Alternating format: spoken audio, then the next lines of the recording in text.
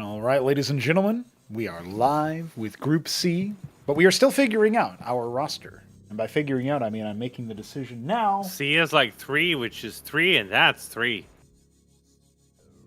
Yeah, it looks to me like, 5 minutes in to the start time, you get a little grace period because, Connor's a sleepy boy down in Australia. Isn't neblime also in Australia? Just go on down to him and shake him around and slap him up, give him a few red widows, and call him a cunt. There it is. Just say, you're supposed to be a sick cunt. That was more British than Australian, but... You're a sick cunt, mate! There you go.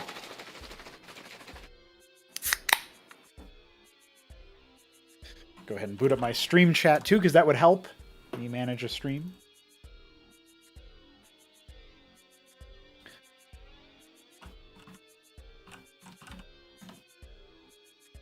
Looks like it will indeed be Alexhandr here instead Maybe they're of... brown widows I'm thinking of. Oh, red bags. Yeah, that is...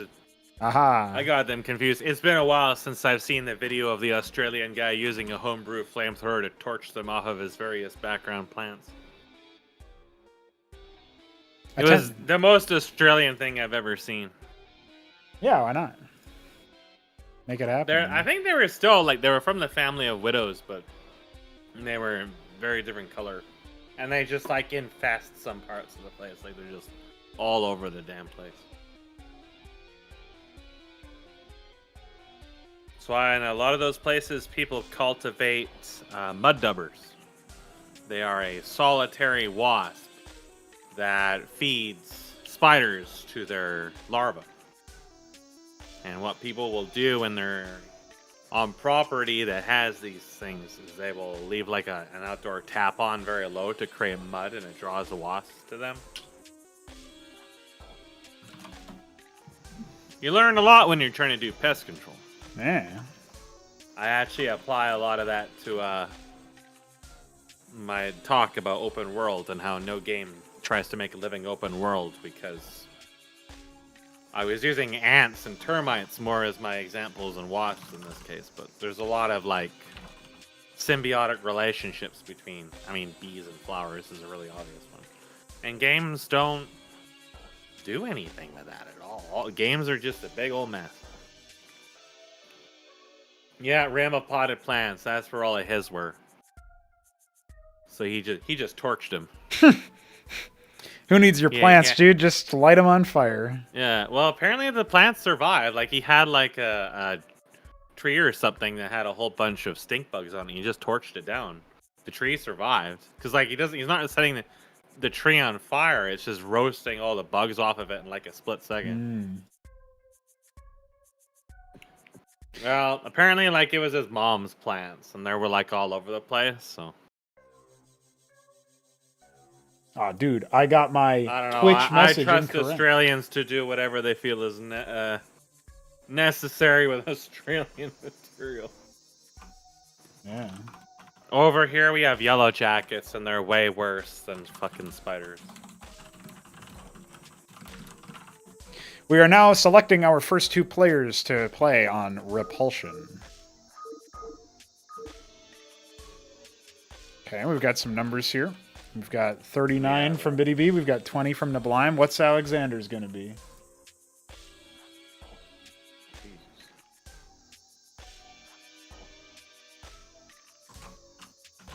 I've heard Black Widows are in the area here, but never seen them, thankfully. The bald-faced hornets and yellow jackets are more than enough for me.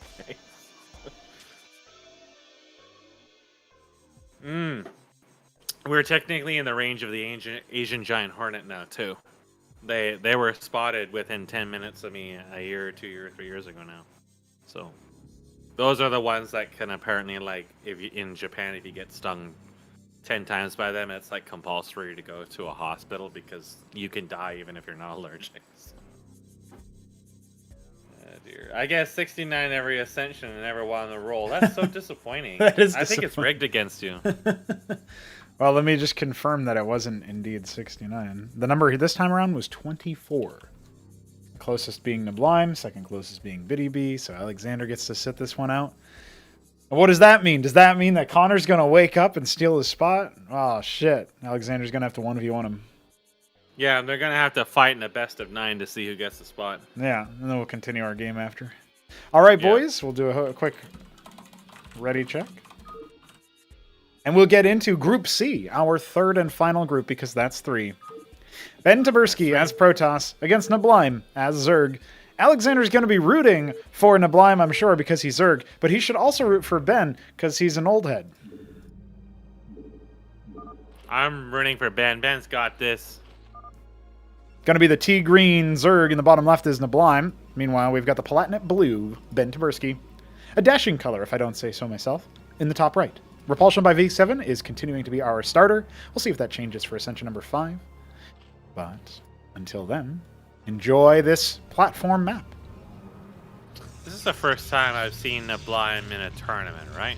Since Ascension 1, all the way back in the day, I believe. He did play as Terran. You may remember his first experience trying to fight Mystery Meat and Benno in an all-Terran group, the Territory, Group A. Of that I don't know. I can barely remember what happened earlier today, so... All I remember about Neblime was trying to fight him, and I spoke about that before, but that was when he played as Terran. Yep. So now he switched to Zerg, so this will be kind of interesting to see how his Zerg plays. Well, you know what's really interesting is I found out he's a horrible Zerg player in Stock Brood War, but he likes them best in CMBW, so that should tell you something. Well, I'm a horrible Zerg player and everything, but somehow I played them the best in CMBW, so I'm not really sure how that worked out. And yet, I don't think that they're fundamentally like the OP race, considering we've seen, even scale matchups. I think it's just the way the tech changed or something that, like the flexibility maybe. Right. Well, the tier 2 in CMBW for me for Zerg felt more natural and controllable than in Brood War. Because in Brood War, a lot of stuff is really, really fragile. Mm-hmm. And kind of balanced on a knife's edge, like especially like Neelis and such. Oh yeah, sure. Where it's so heavy investment into them, and they also are really hard to control. So I was able to do small amounts of Meta Micro, but it would consume like everything. And yeah, it wasn't really something I could really do in a competitive environment. So CMBW kind of shored that up, where you could do that. It was more about knowing which tech to get using. Well, in my case, I always favored like Naturalists and other casters, which is something else I didn't do in Brood War at all.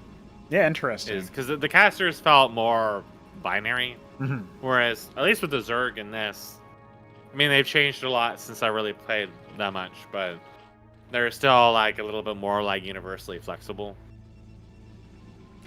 I like the early openings we've got here because it does give us something to talk about. There's 2 gates start on the side of Ben Taberski. And an Ecclesiast first. Yes, and I'm not sure if he's been just following along the castovers. He knows that Neblime really likes to open Hydrith into a in-base hatch after the Skith. Oh, but this is weird, isn't it? What's really neat is his scribe is still over here blocking a potential expansion, which isn't really the end of the world because obviously there's a Hydralisk there. I'll probably clear that scribe when the returning Droleth scout finds him out. But, it's going to be information for both players, right? Because you do actually have the presence of mind there to do some things. He's even using that returning scribe to...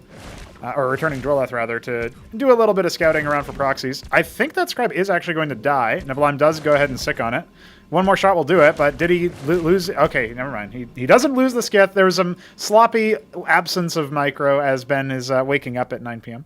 and doing his best to train up some units. He's going to go for a Warden, and this tells me he's getting ready to move out, right? Because when you build static defense, it's so that you don't have to have your army there. And he knows he's bruised the Skither Core. It's really unlikely that it's going to be able to do too much. But Neblime does scout around to confirm the army move out.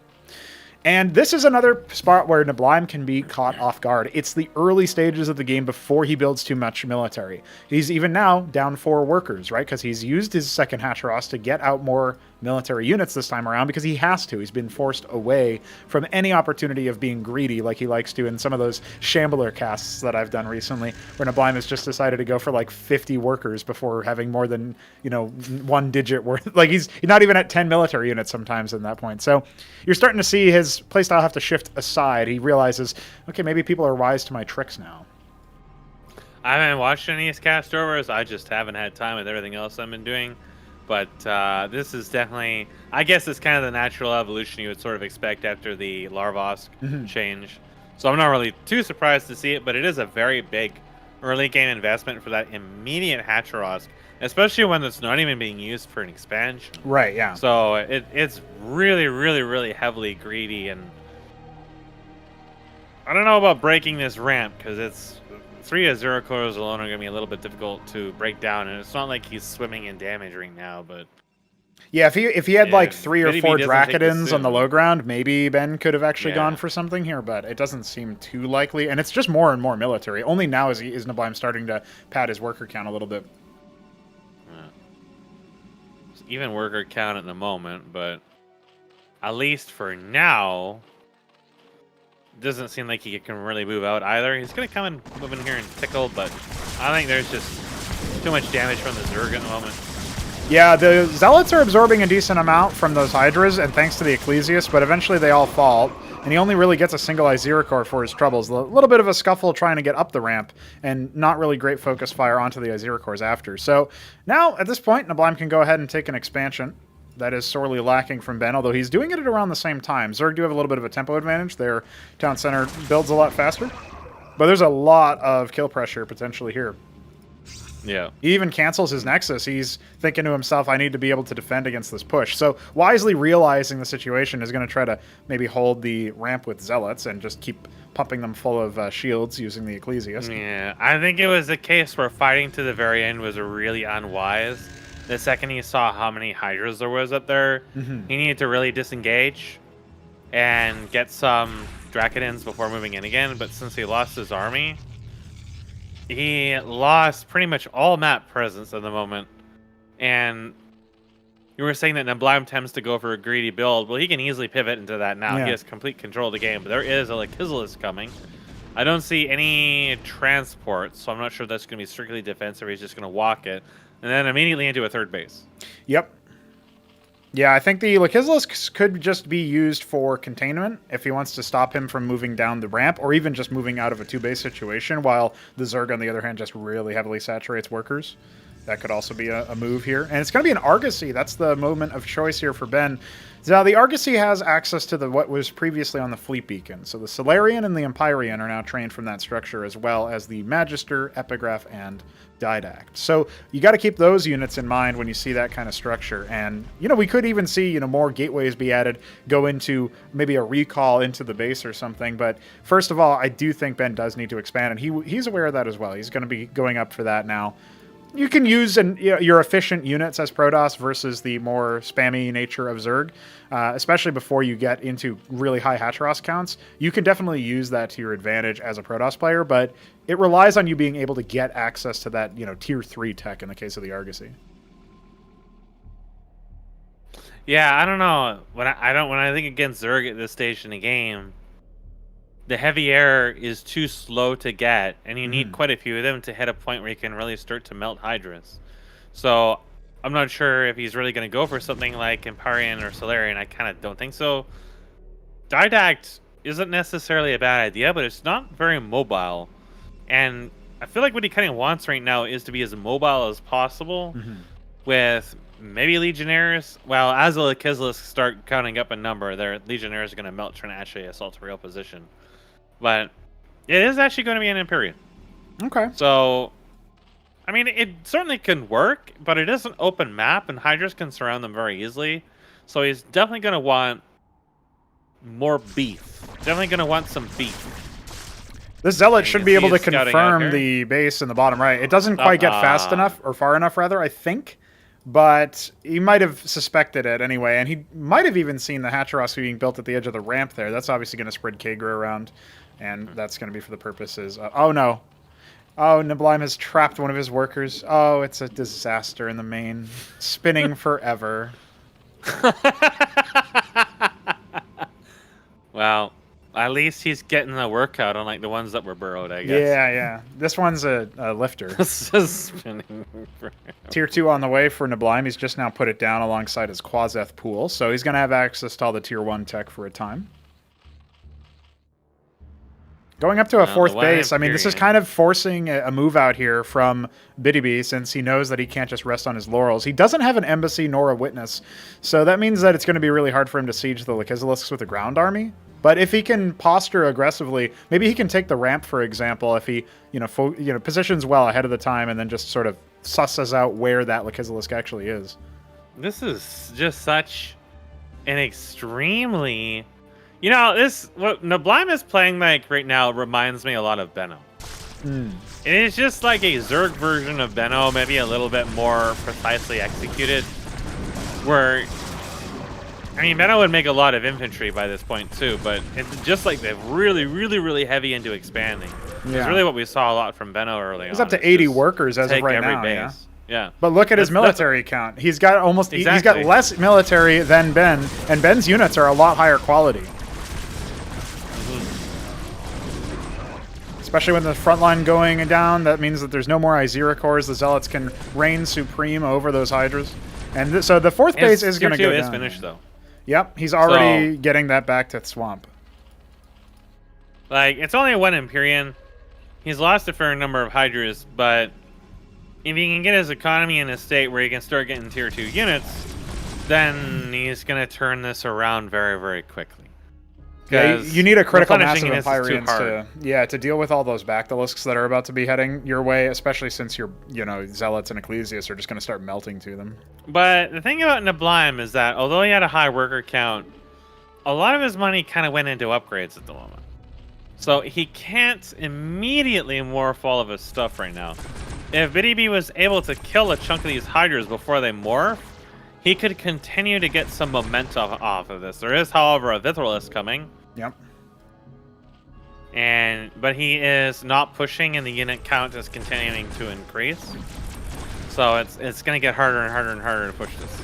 And holding this is just not a good idea because, well, he may not even be aware of the other base that's stuff at the moment, but...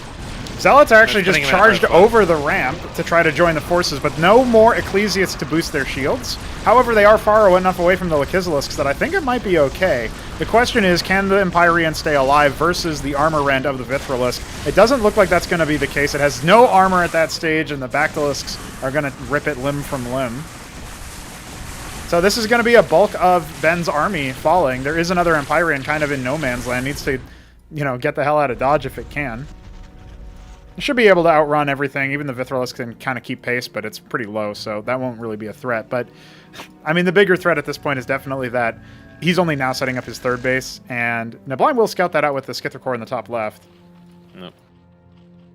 This is very, very reminiscent of what we saw from Ben. Just Zerg, a little bit more practiced maybe, but sort of a similar weakness. Ben would usually, Benno would get a lot of military early on. Like, he would spam a lot of Cyprians and then Mavericks. So, killing him wasn't necessarily that easy. This is, hyper greedy.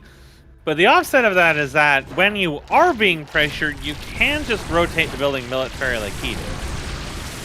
So there are two Empyreans this time. Yeah. And there is not really that many heavy-hitting ranged units at the moment, just a lot of meat. So yeah, that's right. Some focused fire here could help a lot, but that's not coming out at the moment. So the Empyreans are getting chiseled down. I think he just attacked his own Empyrean with those Drakidins. It's gonna barely stay alive somehow, but it's not gonna be too long for this world, surely. Especially if some bounces come in or that Vithrilisk gets some shots off. The shields are regenerating, so it's doing pretty well so far. He's attacking the one with full. He doesn't realize the one has nothing on it. Yeah, however, the armor is completely gone from that left side Empyrean. It's now going to regenerate now that the Vithrilisk is dead.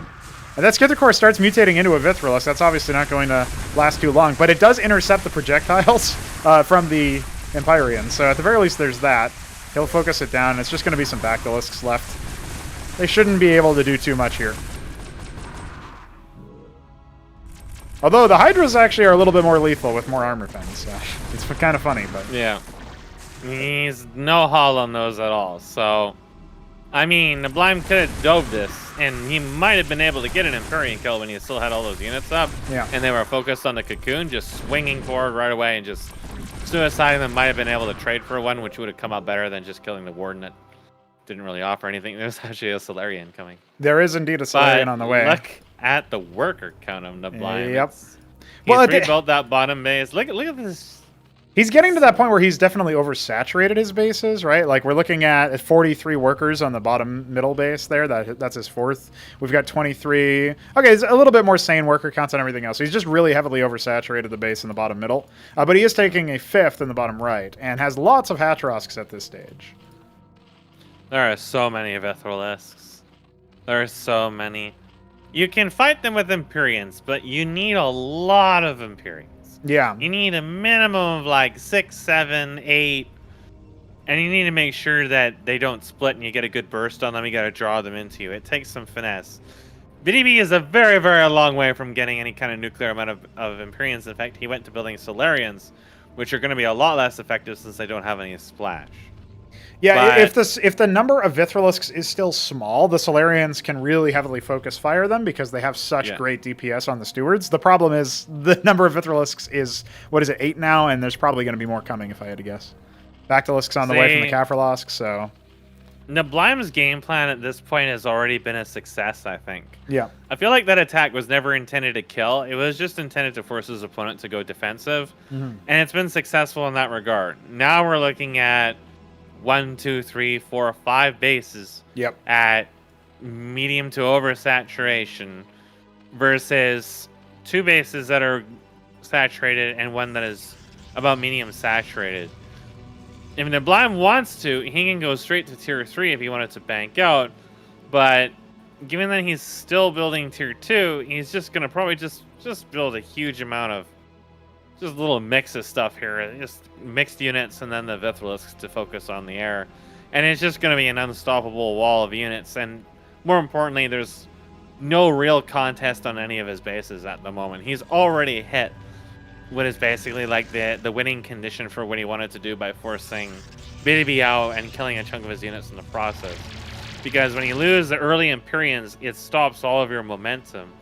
And even though he managed to keep the other 2 alive, since it's only 1 Argosy, it's going to be so difficult for him to get the ones that he does have into here. All right, well, the Vithrilisks are already starting to fall backwards, but now they can start to descend all of their stacks onto those air units, the stack air units to the left-hand side.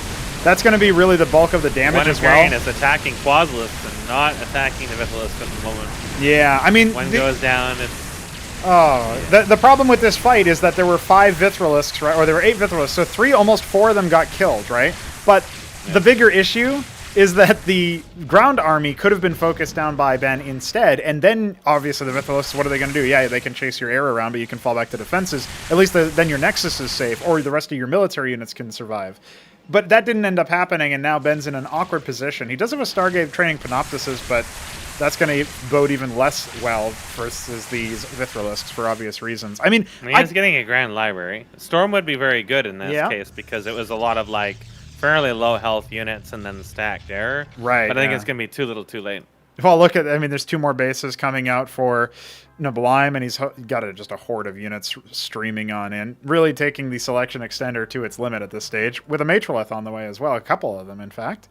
So feeling pretty good about himself, not really needing tier 3 to close this game out, at least in his mind. And there's only a handful of Drakidins and a couple of heavy air that really stand in his way, right? These engrams are going to be formidable, but you don't really need to worry about them, obviously.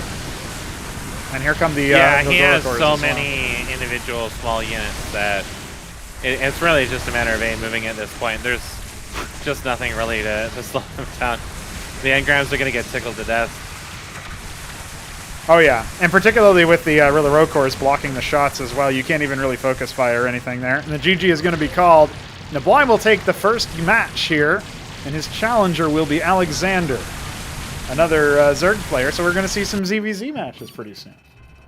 Will the TISM increase? I certainly hope so.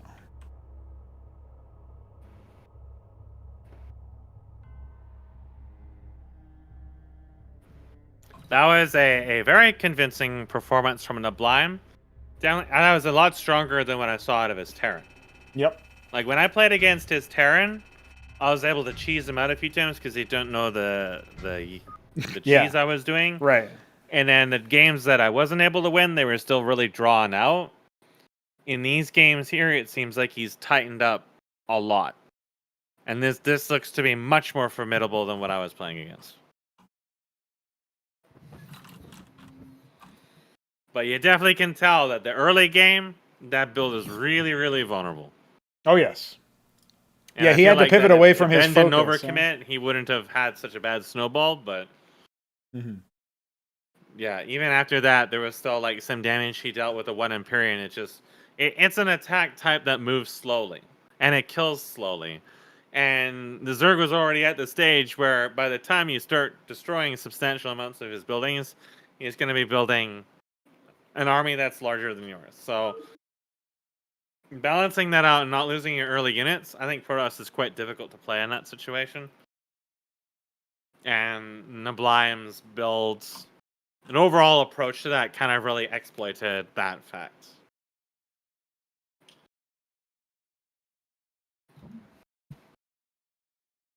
Yeah, it's interesting to see Neblime use the ZVZ aspect, right, to good effect, obviously, or the fact that the Hatcherosks themselves are the main source of production at Tier 1 now. He did eventually get some Larvosk Cesians, but it wasn't until Tier 2 for obvious reasons. And I think now, up against Alexhandr... Oh, get out of here, do you goofball? I think that's 3 Crow, I'm pretty sure. We were reducing the number of players spectating just to the group because otherwise we might have a lot of lag. If anybody's Yeah, we already had a lag incident. Yeah. Trying to keep the number low. Now we're mixing Australia into it, you know. Who knows what could happen. She won't be right, mate. Well, the main thing I would say about that last match is that the Hatcherosks have been proven to be effective if, you can hold off the Horde, right? So maybe Alexhandr took some notes. We'll see what he has to say. Do a quick ready check. Make sure no streams up, etc. Just to make sure, because, sometimes people can have... That's definitely a build that's vulnerable to a vassal all-in. Oh, yeah, for sure. If just for some reason you, we're going like quadruple lattice as your first buildings. I don't know what kind of person would ever do something like that, but we do have Neblime on the left-hand side. He is the beige Zerg, and he is up against the Beastra Brown Zerg. That's Alexhandr. This is Equilibrium by Veek7. Alexhandr selected this map, presumably is familiar enough with it, and we'll be going some ZVZ action here in Cosmonarchy Brood Wars' third and final group of its fourth and not nearly final tournament. Hoping for Gorg versus Gorg again. Well, especially because with their slap fight. So inefficient. Yeah. Exactly. Before it was a hug off, now it's just I'm just going to poke you with some leftover bones. Yeah, it's more efficient to ignore the other Gorgs and try to kill the other units with your ground attack. So it would just be really stupid. It just requires such a like a handshake for both players to go for something like that. But in this particular case, it looks like Neblime, he's either going to go for a Quazeth open. I think he is. Yeah, it's going to be a Quazeth first here. So he knows that he's up against a Zerg player. He did comment to me before that he feels like if you're up against a random player, you have to go Hydrith. So it's interesting for him to, now that he knows what his opponent is, all right, I'm just going to go a different angle. Once the Quazeth is scouted, Alexander's going to need to realize, okay, I need Izira cores. Because whatever this is, it's going to be vulnerable to anything that can deal bounce damage or, obviously the Crushing Tide passive of the Izira core. They can multi-target and their attacks bounce it to one additional target. So it's very good for crowd control, and they have armor and all that other good stuff. So we'll see exactly what it is that Alexander's going to be up against here in a moment. Well, there's no gas, so it doesn't look to be a Shambler-esque spam of Nats. It's just going to be some Zeths, I guess. Maybe just for some quick early pressure, see if his opponent's going to commit to military or defense, and then he might do something similar to that. Yeah, he actually canceled it and went straight into Ticklers. Okay. So I wonder if he just wanted to start the egg so that it warded off Alexhandr, but he's going to go ahead and re-scout. He's actually pursuing with multiple workers right now, which is a little bit inefficient, especially in a mirror matchup. But he should spot the Quasilisks here, and he will indeed see that, so... Yeah, he's not going to get the Droleth out there alive thanks to the move speed of the Quasis, but it's still good to know. And he's going to go ahead and drop a K-Grunt. So, a very defensive play, and it will be an Izira core for us. So, Alexhandr is up to snuff here. No, they moved Larvosk to Tier 2. Only now that he discovered that. He's been doing Hatchrosk the entire time, not because of Larvosk. I'm pretty... Man, I think this is a mind game, dude. He's been playing ZVZ in particular for, like... I want to say, something going on the list.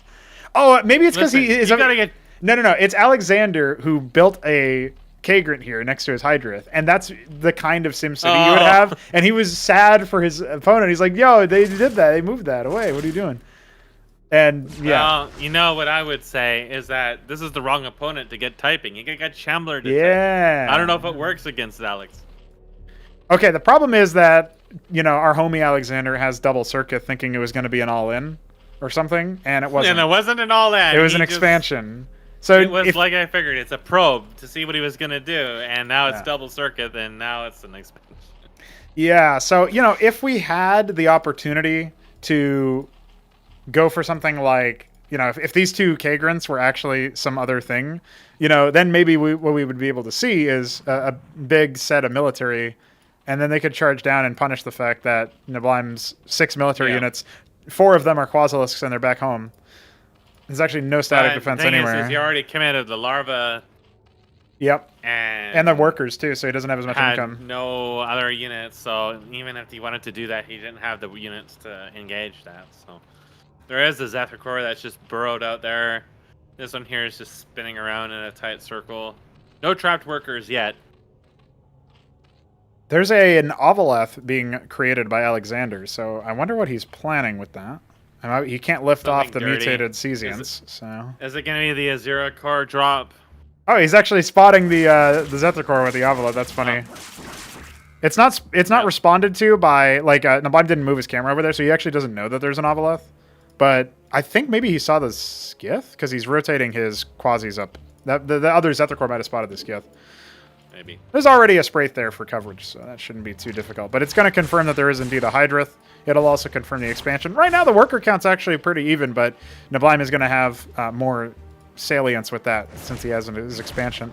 It's Skith on Skith action. One more shot will do it, but he can't get it before the regen starts. Oh, the micro. Now he needs 2 shots. Can we get 3 shots? Can we make it 3 shots? I think so. I think it's going to be way more than 3 shots, actually. He's out of there. He's gone. He went back home. See you later, dude. He had spotted that random Zethicor down there that he's also going to have to stomp somehow. Maybe he can use that Zethicor to bait out Alexhandr's Skith. You never know. Yeah, you never know. Not harvesting gas from the natural here. Neblime is being very, very particular with how he assigns his workers. Now that he is ahead in workers, though, maybe he'll feel a little bit more. We haven't seen the Nat hatch either, so this is very different than the last game. He's not going for as greedy of an opening. No. And he's starting to get up there in terms of military. I feel like he's going to be in a better spot, much better spot than Alexhandr is right now. He's now, he's got the second hatch. Bases, so he's going to be creeping ahead here. Alex needs to at least take his Nat or something here. Yeah, he needs to either go for a ballsy, multi-base, expansion type strat, and then count on Neblime being greedy. The Zethicor is going to be triggered. Is it? Is it? Not quite. Yeah. But it will have vision of that. He's going to know it's up there, though. Yeah. So in CMBW, borrowed units have less vision range, but you could definitely still see that. He moved it away, so he definitely saw it. Yeah. Figured that might trigger him to go offensive. We do see more Hydras coming, so if he was thinking of a third, maybe he just decided to abandon that, and he might go for an attack instead, but the military count's fairly even at the moment, so it's kind of risky. I don't know. He does have enough money to expand if he wants to. Meanwhile, Alex is still checking to see what he's doing, seeing if there's any other expansions, trying to get an idea of what his opponent's going to be doing. Oh. Not quite there, not quite. He'll have spotted the extra hatch, though, so aggro is on the way eventually. He hasn't built any other tech structures to deal with this, though. It's just straight Hydrith, and that's it. Yeah, and in some ways that might be all you need until, Zorkiz comes out or Tier 2 comes out. You know what? Neblime is doing a build you've never seen before. Neblime, my buddy. It's the never foreseen double Quasit build. It's like when I built 8 embassies. Yeah. These are hidden tactics that we share in private communities. This is how you win games. He selected it multiple times. He just hasn't realized that this isn't a Zorkiz. It was probably supposed to be a Zorkiz. Yeah. Now he's gonna. I mean, it finished. This is part of his SimCity now. Now he might be looking at his larva, wondering what's going on here. Why do I see 2 green pools? Where's the space flower? It can be easy for your brain to filter this out. Yes. Especially Yeah, when yeah, in the you're moment. a rush. Yeah. And then you look at your larva like a minute later, and it's like, I want to make Lachesis or something, and you look at it, and it's like, why isn't this here? And then you start looking all over the place, and then finally it hits you. Yeah. And when it hits you, it slaps. There's a lot of Alex is okay, here's the thing, right? A lot of the military accounts that we see for Neblime are kind of fraudulent because they're spread across the whole map. Yes. If this attack comes in time, everywhere. you know, that circuit can be pulled. You know, he's preemptively trying to grab, you know, the Droleth. Unintentional economic damage is being inflicted. But right now, it looks like Alexander's taking a page out of Heltrix's book, and he's just scouting the nearby bases. Not scouting the bottom right. This is an Enos tactic. This is where we should see the tier 2 placed as well in a second. Little does Alex realize he's put his opponent behind ever so slightly just by existing. Yeah. Well, Free gains, although he did get tickled for it. Yeah. It wasn't exactly free. There is an expansion on the bottom right, so he did eventually commit to taking that, although nothing's happening yet. Yeah, Zero Cores are going to charge in, but at this point, I feel like, yeah, Alexander's time is a little bit expired. You know, he has the advantage in terms of Hydra count for sure. He's up by like 6 Hydras, and it was about even on Izzy's, but the circuits would have added so much DPS over time. Like if you had maybe 3 or 4 more Izzy's. In when all the workers were at the front, he could have killed so many of them. Yep. And then just disengaged afterwards. Now, the fight is happening on open ground, and I think Alexander doesn't give himself enough credit here. He has more Hydras in this location. He can take this fight, but he lost his front line, so he feels like it's safer to fall away.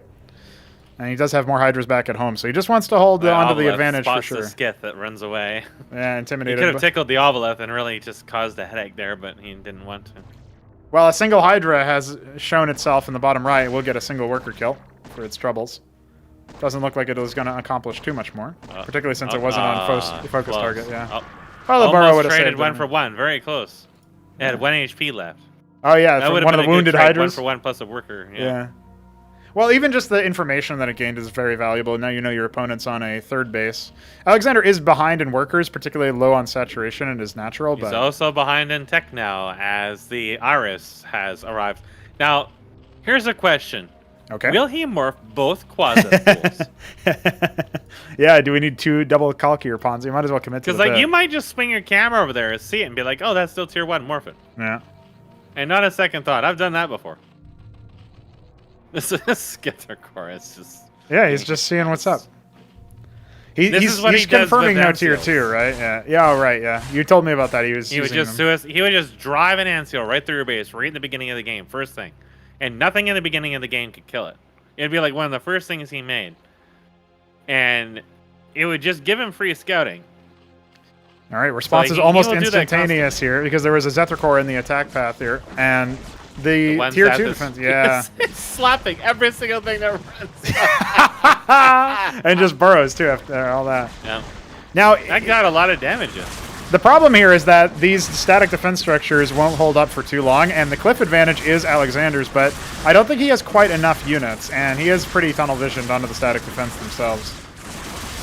He's going to be able to pop those, but they can just be remorphed, so... No, he just calls GG preemptively. That feels a little premature, because he did have enough gas to tech up to tier 2, but maybe just felt like somehow he was behind. I don't know, maybe he scouted the tier 2? And then he knew that that's how far behind he was. It still felt, yeah. It felt like it could have been more. You know, he could have maybe done something there. But you are correct. Like, Alexander was decidedly behind in that from a macro standpoint. Because if I was at his point and I scouted the tier 2 at that stage, right after I'd failed to take the 3rd out, it'd be like, yeah, this is already over. Because like he's just gonna flip immediately to Bactylus as soon as that ends. And then you've already lost your army. Like, it was pretty much over at that point anyways. Definitely getting a little kerfluffled on that ledge. He didn't have quite the DPS to take out the circuits fast enough. And I think it was a little split on top of it. So it took him longer than really expected to destroy the static defenses and take command of the ledge. And yeah, then he was just kind of... He tried to push in further, but by then it was already taking so much damage. I think if that Zethricore in the path hadn't been there, right? Neblime's army isn't in as fast a position, and Alexander gets there pretty much scot-free, is able to take the ramp. So really heads-up play from Neblime, just covering all the different approaches, right? However, he's already, complaining about the map, interestingly enough, so Ben might have some psychological advantages. Speaking of, let me just try to offset him a little bit further.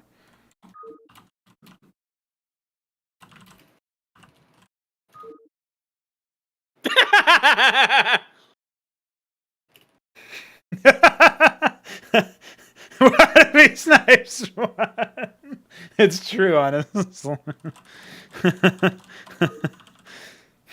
Yeah, it's true. That's also true. Yeah.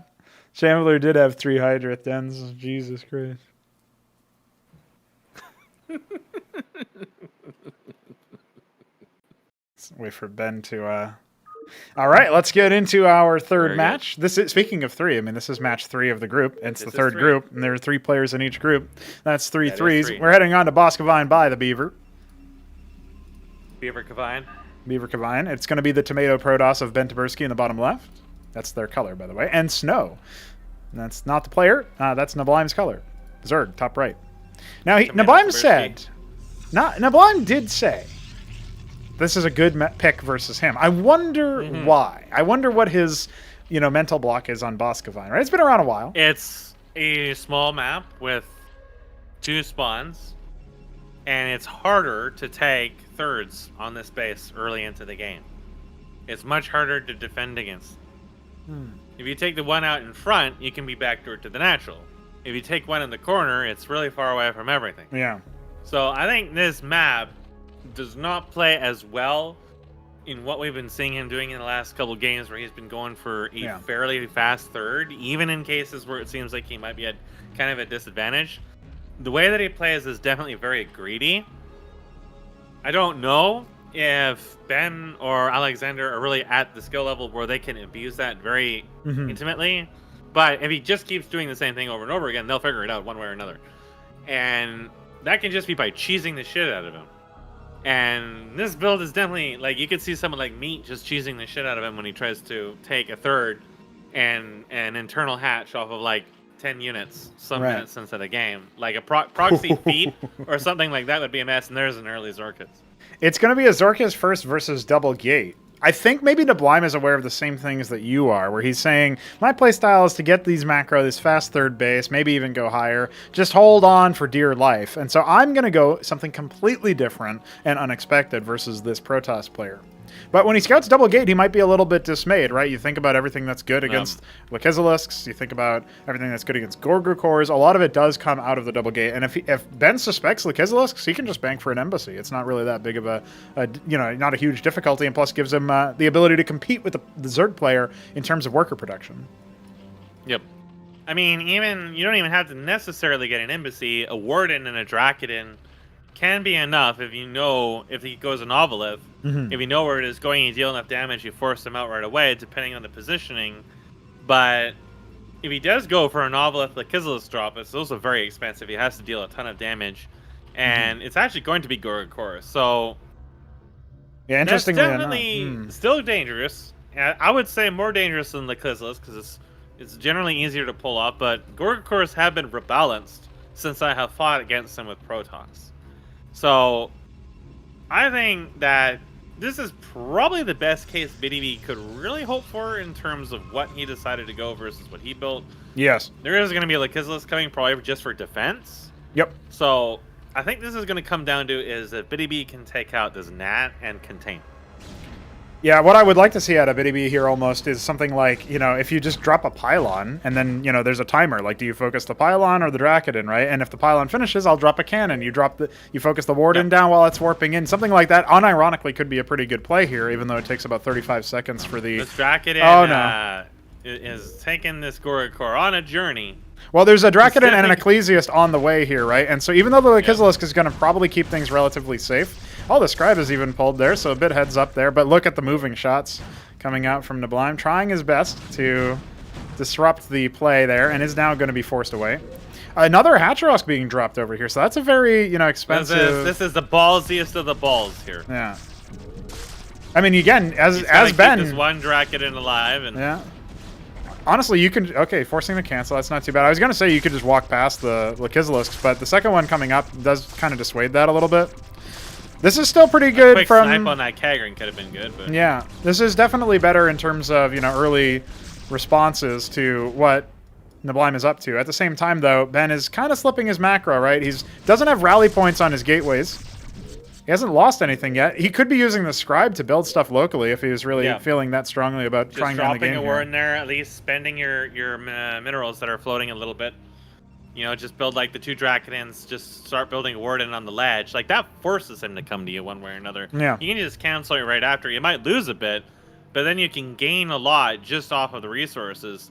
This Gorgakor is going to try to come over to his base, but it's still got some damage on it that Warden should be able to. Yeah, it's going to be enough to dissuade it. I mean, you might just ignore the damage dealt by the Warden and get some kills, but it looks like Neblime is instead more interested in, scouting around. Maybe he's going to confirm the Nexus. There's actually a 3rd Nexus coming out here for Ben, so I don't think Neblime is ever going to guess that, and he probably isn't going to scout that right now. But at the same time, Azorius to the left and 4 Lakizilisks are on the way, and there is no embassy in sight. This is where the lack of detection can start to become a big problem, and especially with Neblime citing that the rest of the army is back, he knows he doesn't have to worry about a counterattack. He doesn't need to send any of those units back. He can try to focus the game down now. Yeah, there's only now just a warden being built here, so the Lakizilisks can just kind of force their way into here. And maybe doesn't notice it until they're already burrowed, and that's the worst case scenario now. They're even in range of that warden, so it's not going to be able to offer any help at all now. Yeah, he's going to have to cancel that if he wants the money back. It doesn't look like he's going to get it off. It does not indeed get canceled. I saw it get selected at the very last second. It plays an audio cue and a visual cue if it gets canceled now, so...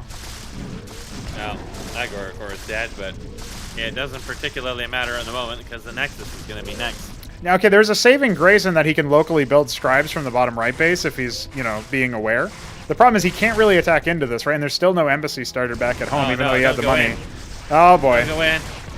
No. I think he underestimated just how many there are. Yeah, he didn't realize that there were 4 of them. There were so many. And he's got really nothing back at home, right? Just the warden. The Rilla Rokers are coming. Oh, they're biting. It's pretty much game. Goddamn, GG. Well, there goes Ben's second match. This time around, a little bit more of a convincing one from Neblime in a faster game. And it kind of shows, Ben was trying an early strat. One thing that we have to give Ben credit for, he is a fan of trying to end the game somewhat early with these aggressive plays. And he tries to back that up, but what really hurt him there was he had, at one point, 800 minerals, maybe even more. He didn't drop a Nexus at his natural. He didn't rally his gates. He had an idle Drakon for a long time. Definitely could have crossed the map in that amount of time and backed up the war effort. We both commented that he definitely could have dropped a pylon and made something at the offensive there. It felt like he had an opportunity to do some pretty good damage before more units came out from Neblime's very greedy tech-based opener.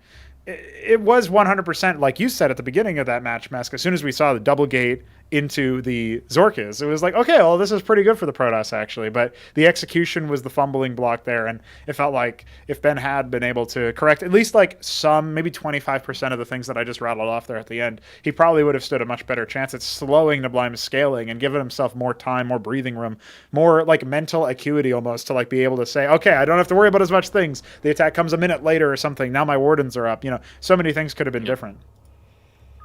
Yeah, there's definitely when you see that they've switched off Gorgakors and you see the first Lakizlisk, you already know that they've switched away from being all-in capable. Mm-hmm. And now it's turned into something where it's if you're going to punish them for this, it has to be really soon.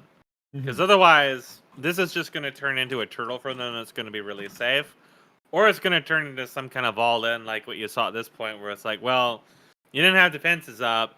You didn't have enough units to get on top of them. And I mean, when there's 4 or 5 of them, you're going to need to be quite good on micro to stop half of your units dying. And you didn't have detection to deal with them either. So the third Nexus was very, very cheeky, but maybe he did not expect that Neblime would just keep building Lakizilisks. But at that point, Neblime kind of had no choice but to build nothing but Lakizilisks. Because the Gorgakors were not going to be that effective against the Ecclesiasts and the Drakons. And there was nothing really pressuring him to move the existing Lakizilisks. So he was just going to be able to keep relying on something that was stronger. You have to have something prepared in mind for dealing with that when he starts committing super heavily to it.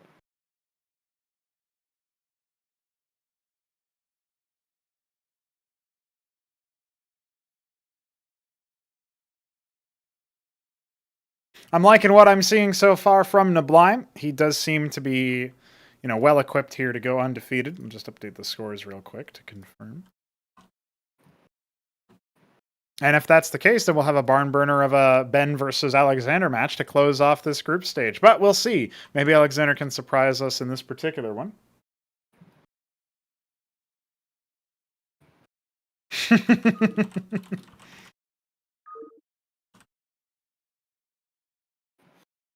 Looks like Neblime's a fan of Death Spiral. Or he's just memeing on Shambler. I can't tell. I go for both. There you go.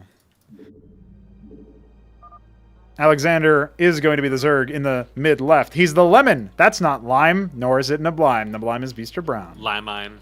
Lime... Lime. Lime. Lemon Blime. I'm sure you can make it work somehow. It's definitely possible. Now, it'll be Alexhandr going for early gas this time. Interesting. Okay, so Neblime's still going to stick with the Quaz again? Yeah, Neblime's probably going to just run the same strat back. He knows he's up against a Zerg this time around. It's kind of interesting, right? Because the next time he faces off against a Terran, it's going to be in playoffs, maybe. For Quaz, like for an all-in early on. So maybe this will just be more standard like the first game. Yeah, we could see a bit more of a macro focus from him. Alexander's going to get the first scout Look off. at that APM span. There you go. Man, respect arthritis. 450, you gotta be joking. Hey, you said that there was that Spaniard or whoever, I don't know who it is from, but the XD man is going up to 400. Yeah, XD man was he was spamming a lot too, all throughout the game. Actually, he was pretty consistent about it. So okay. I think that if he spends the time to learn it, he seems like he'll be pretty competent. Nice. So it'll be interesting to see if he sticks around and XDs at people randomly. I just like how when Shambler won, it was like with backlists, and he just said, nah, and then just left. Just NA, nah, left. That's pretty good. Shambler getting counter-mannered in chat is really funny. Yeah, why not? So, it is actually a switch into gas immediately after for Neblime. Maybe he might even be thinking about Naths. Either that or a fast switch out, cooling. Yeah. Oh, no, it's an Athracore just got trained up, so he's going to get a pair. No, what's... Alexhandr harvested gas, but went for a Quazeth after. So this is a weird, tricky play, Like, what's he really up to? Something dirty is afoot. I can feel it in my bones. The Naths are already on the way for Neblime. The Zets are trying to intercept the Alexhandr Droleth, but he's just too busy. In-base Hatrox for Alexhandr, but no anti-air. Oh, no. Oh, no. Is it going to happen again? Zets. What's his gas for, then? Oh, he's making more Zets. Oh no! There was a game. No. There was a game like this where I went all Nath versus Alexhandr at some point, and I'll let you know if it goes the same way again. This is time. It's only 2. Like you can't avoid this. You can sort of deal with this, right? You need at least some tickles. No, just. Oh, it's already over. Oh, okay. He's actually kind of confused Neblime there. He's like, "What are you moving your Zets for?" No, that's the wrong thing to borrow. Borrow the... Okay, no, he's actually attacking the Kagran. So he could use the Zets here to counterattack, right? Yeah, you gotta all in. You gotta do something to pull him off of your ass. Oh, it dies. He's training some Quasis, but... It's disgusting. I mean, surely you just use these... Alexhandr just doesn't know. He's not sure what's up, man. Alexander's in a pickle. Oh, he's in a pickle. Oh, the tickling has begun. Okay, that's going to zone him off for now, but he really needs to get some workers back and a Spraith, because there's more Naths. There's 4 more Naths on the way. Yeah, in fact, 2 more, in fact. So, yeah, it's actually going to be a pretty considerable number, and if all of this was Quasi, I would give him a chance. Unfortunately for him, all of it is not Quasi. It is not Quasi. Lead him on a goose chase. All right, let's go. Down the countryside. Down the countryside. I don't think that's. This is like when I played against Shambler, and I forgot that air units existed, and they just suddenly appeared in my base. It was a little faster than this. Well, all right. Alexhandr getting dunked out of his own group that he was an emergency sub for. We do appreciate him, but he just got slapped. Emergency meat bag. Yeah. So, well, there you go. There you have it. Ben will now select our next map, and that makes Neblime the winner of Group C. It's all right. I'm sure that Alex and Biddy B will have a good, clean match with absolutely no cheese whatsoever. No cheese whatsoever. You say that, I'm sure Ben is about to pick Infinite Velocity just because of that. So this is interesting, right? This is the first time we've had this situation come up where the first 4 games qualify. He said Nitro. Oh, did he? Where did he say that? Right before your message. Oh, owned. I didn't see that because Discord's good. And I have eyes. No, you don't. Birds don't have eyes.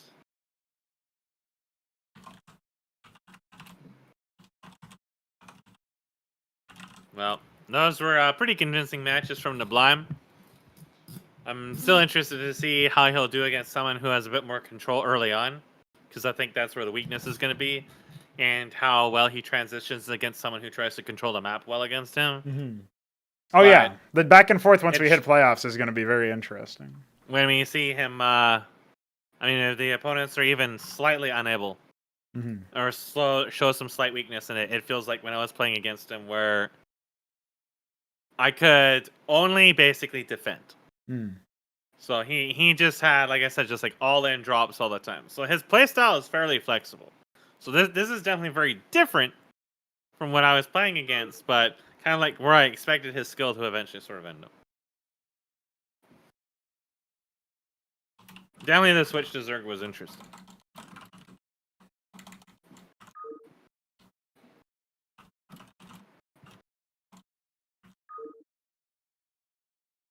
Now we're going to end up in like a best of 6 here. Not quite. It's essentially a best of 3 from this point onward. Let's see what Alexhandr has in store for his Protoss friend. I say that because... I'm sure there will be no cheese. No, sir. No. Ben picked Nitro Valley, the 4-spawn map here. He's looking for maybe a longer macro game. But, like I said at the end of his match on Boskevine, he does also like his fast games if he can make them happen. Now, the last time I casted a match between Ben and Alexhandr, I think Biddy B went Mass Wraith with Terran. So this is a very interesting situation where I don't think they've played since then, because they probably would have told me about it, and I probably would have casted it just for, shits and giggles. Alexhandr going for a... Here we come. Well, Alexander's going for a very fast scout, and he is going to scout Ben first, so that's actually quite promising. Well, there's no early gas for him this time around, so... I'm guessing a Quaz all in. It could be. It could be. I mean, you did say you were expecting 0 cheese. If you see that Quaz immediately, then... Oh, he's holding it. He was just checking his scout, I think. It's a gateway. It's not a Stargate. Shame. That's right. That's right. You'll scout that. Very standard. Can't really get too much off of that now. Yeah, just one worker on gas. Now it's 2. That's pretty much all the info he's going to get from that. Probably just assume it's going to be a Drakiden at that point. But, maybe he does like to go Ecclesias first, which could also help against a Zeth all-in if he had some extra melee to go with it. Alex, just checking to make sure that there are no monuments of sin being hidden around here. It's actually a Zealot first. And me. There's definitely not going to be one in his base. There is absolutely not a Helltrix moment. I so hope we get This is a little far away for a cannon, So... Yeah, that's what I'm saying. Surely, what we're about to watch, what we're about to witness, is Ben doing a Helltrix. Yes! Goddamn gateway. All right, boys. The gateway is coming. Helltrix lives on. Zealot's going to go ahead and charge forward.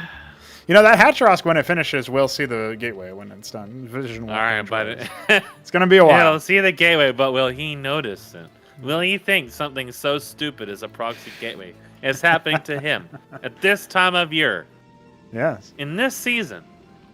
In this tournament. The Zealot came back home, didn't decide to pursue.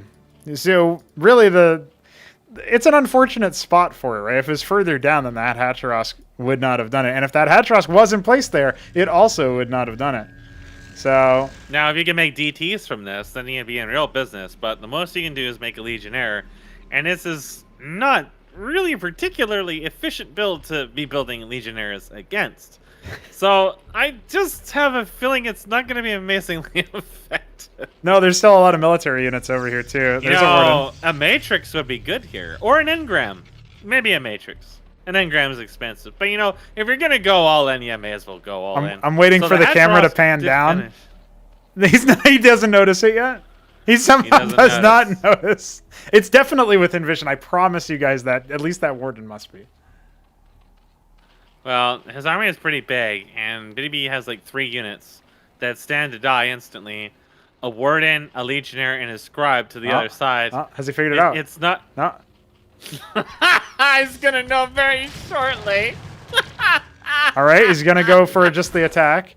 There's that warden tickling his hatchery. There, he's. All right, he pulls his units back. Ben needs to do the same thing. LMAO. It's true, though. When Zeth has died, first blood has been shed. Another warden on the way. Will it get focused down? Instead, it's going to be the Legionnaires. Not a bad target. Rest of the units are a little bit slow to the punch here. So that warden's going to go down. Another one gets canceled. More units charging on him, but it's not really going to be too effective. And now the Ecclesias have to hightail it out of there. Because there is a lot of Zerg here. Now, at the very least, they'll be occupied dealing with this gateway for a little bit.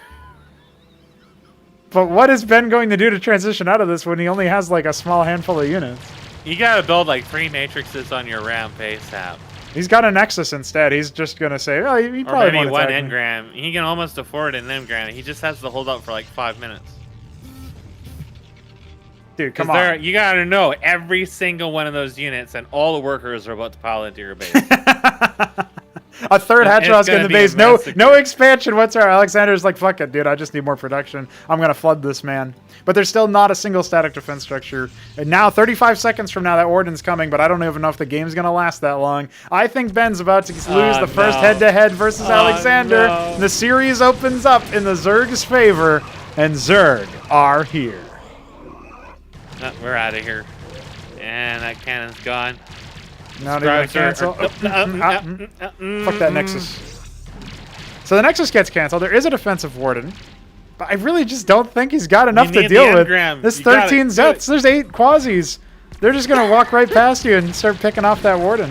GG is called, and Alexander, after an attempted proxy gateway, not quite as effective as what we were hoping for, especially after the impeccable matches that were had by Heltrix.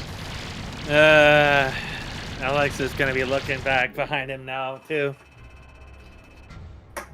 Maybe not as effective as when I actually managed to kill like half of your base with circuits, but I feel like someday someone is going to have something equivalent happen to them, and it's going to traumatize everybody forever. Maybe Shambler will feel a little traumatized. Yeah, after that. I don't know. What a game, though. Honestly, got to give it to him. That was really funny.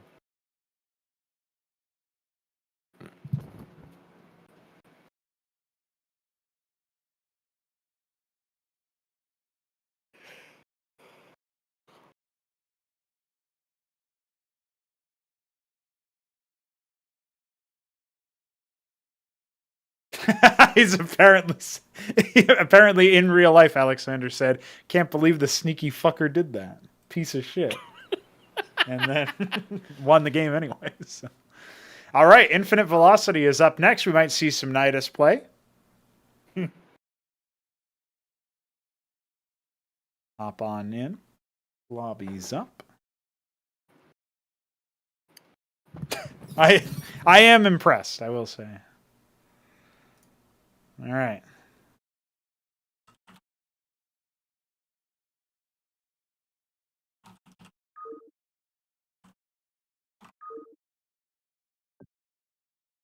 So we're locked in here. If Ben loses this match, it's Alexander exiting with a record of 2-2. If Ben wins this match, we go to a third and final. Will that be 3? Will it be 3? And that's the question. Will it be the third final of the third series, of the third group, of the third tournament? That's the 4th tournament. Of the 9th month. Ah, on the 16th day. That's 3. of the third, of the twos, of the threes. What I do know is that it's another snow color. That's Alexander, the Snow Zerg. And Magma. Oh, and Biddy B is like the eye blinding color. He's Magma, also affectionately titled Pizza. Yeah, it definitely looks like pizza or like some kind of cheese anyways. Yeah. It's best on Zerg, but, you know. All right, Infinite Velocity is our macro map, right? Assuming you get rid past the Nitro cheese phase. map. Yeah. So at 4 minutes, these atlases burned down. Pretty much exactly. I don't know how Beaver mathed that out, but he figured it out. I don't know, some kind of wizardry only dads can do. There's there is early gas, so... Yeah. A lot of early gas. Is this a Zorkis opener? I mean, he's got more... Is there going to be hugs? He needs way less gas than that, but he doesn't know that, I think. You know, listen, you can never have too much gas. You just got to be patient. You know, you just got to wait your turn. It's a lattice opener from Ben, and it will be Zorkis first. Now, Zorkis does take a long time. Versus Gorgakors? I hope so. The great fleet battle of the ages? Now, this is looking like a build order victory, at least as far as we have those in CMBW, for the Protoss player, because as was pointed out earlier, if you're going up against Zorkis and you build vassals, the only anti-air unit is the Gorgakor, and Gorgakors do not do great versus air. So it's double lattice. It is double lattice. Now, will Alexander smiling upon him? Will Alexander realize double lattice is such a brutal hit against him? That's the question. Is that even going to be vassals? It is. It is vassals. Ladies and gentlemen, we got him. It's beginning. Oh, the tickling. There is some tickling. Has Alex. Well, he's about to find out. You're about to be educated. Vassals make the most important unit in the game. Also, if Alex isn't careful, this scribe, it was just attacking his shit and he wasn't responding, but... He lost the fight. Ugh. Ugh. So going for a double defensive move again, which is... I would not advise this as a Zerg player. You're already down 5 workers. Listen, just make 3 of them. 1 for each lattice. Now, the vassals can't do anything yet. No, yeah, not yet. But once you get like 50 of them, they will sweep across. Okay, hold on. I see. Oh, he lost a worker. He got fucking owned. Okay, I see the vision. I know what happens now. Okay, that scribe does scout, which is kind of unfortunate. But look, the Lakizalisk is going to accelerate the demise of these atlases quite considerably. There is no ground unit, right? There's an embassy coming for detection. That's important. But the vassals are on the way. Guess what vassals don't do? They can't reveal burrowed units because you got to stand on them. And vassals do not have feet. Vassals don't have feet? That's oh, right. No. They tried to pick off the Nidus, but it's not going to be enough. Ooh, just barely. Now he can't even unburrow. He's stuck there forever. Never mind. I figured out how Ben wins. I was going to say how Alexander wins. Burrows while this is being attacked, he could possibly escape. But he has to do it real quick. Nah. Not going to happen. Now he's trapped here forever. Hydrith then on the way? Yeah, I mean, the vessels will just camp this out, right? Yep. This is a pretty expensive loss of units. A vassal even guarding And I mean, he can just still keep making vassals, because that's not really... There's never a time not to make vassals. Oh, man, he's on an 11-worker economy. He's going to have a rough when those vassals start reaching triple digits. Which, at the rate we're going, they're going there. Yeah, he's already got... All he really needs to do to defend against these, if he doesn't want to camp him, is just make, like, a cannon or 2. But instead, he's just going to fucking murder them. Yeah, he's got a witness. They're not long for this world. This is it. Oh, they're going to go for it, but it's already too late. Well, they were... hold on. The witness is a little bit behind here. Some worker deaths could occur. Oh, don't pull them. Oh, no, they're going to get it. Oh, Okay, only one. Okay, 3 worker kills. That's not too bad. A moment of absolute panic, but The pizza did not get spilled. It only slipped onto the floor and the coworker broke their leg on it. More vassals prowl around the map, hungering and salivating. I don't think that Alexhandr has what it takes. He's building Hydras instead of Izzy's, so... Oh, there's an idol coming too. That's not a vassal. Yeah, you Weakness can only build in the path. You can only shows build doubt. flying units and scribes. Actually, not even scribes. You can only build artisans. Listen, if he wants to proxy, now is the time. And that's true. He has a scribe. If you over force him to make another Lekizalisk at this point in the game, he's real fucked. But you also got to bring all your vassals over there to murder everything. Oh, there. They heard you.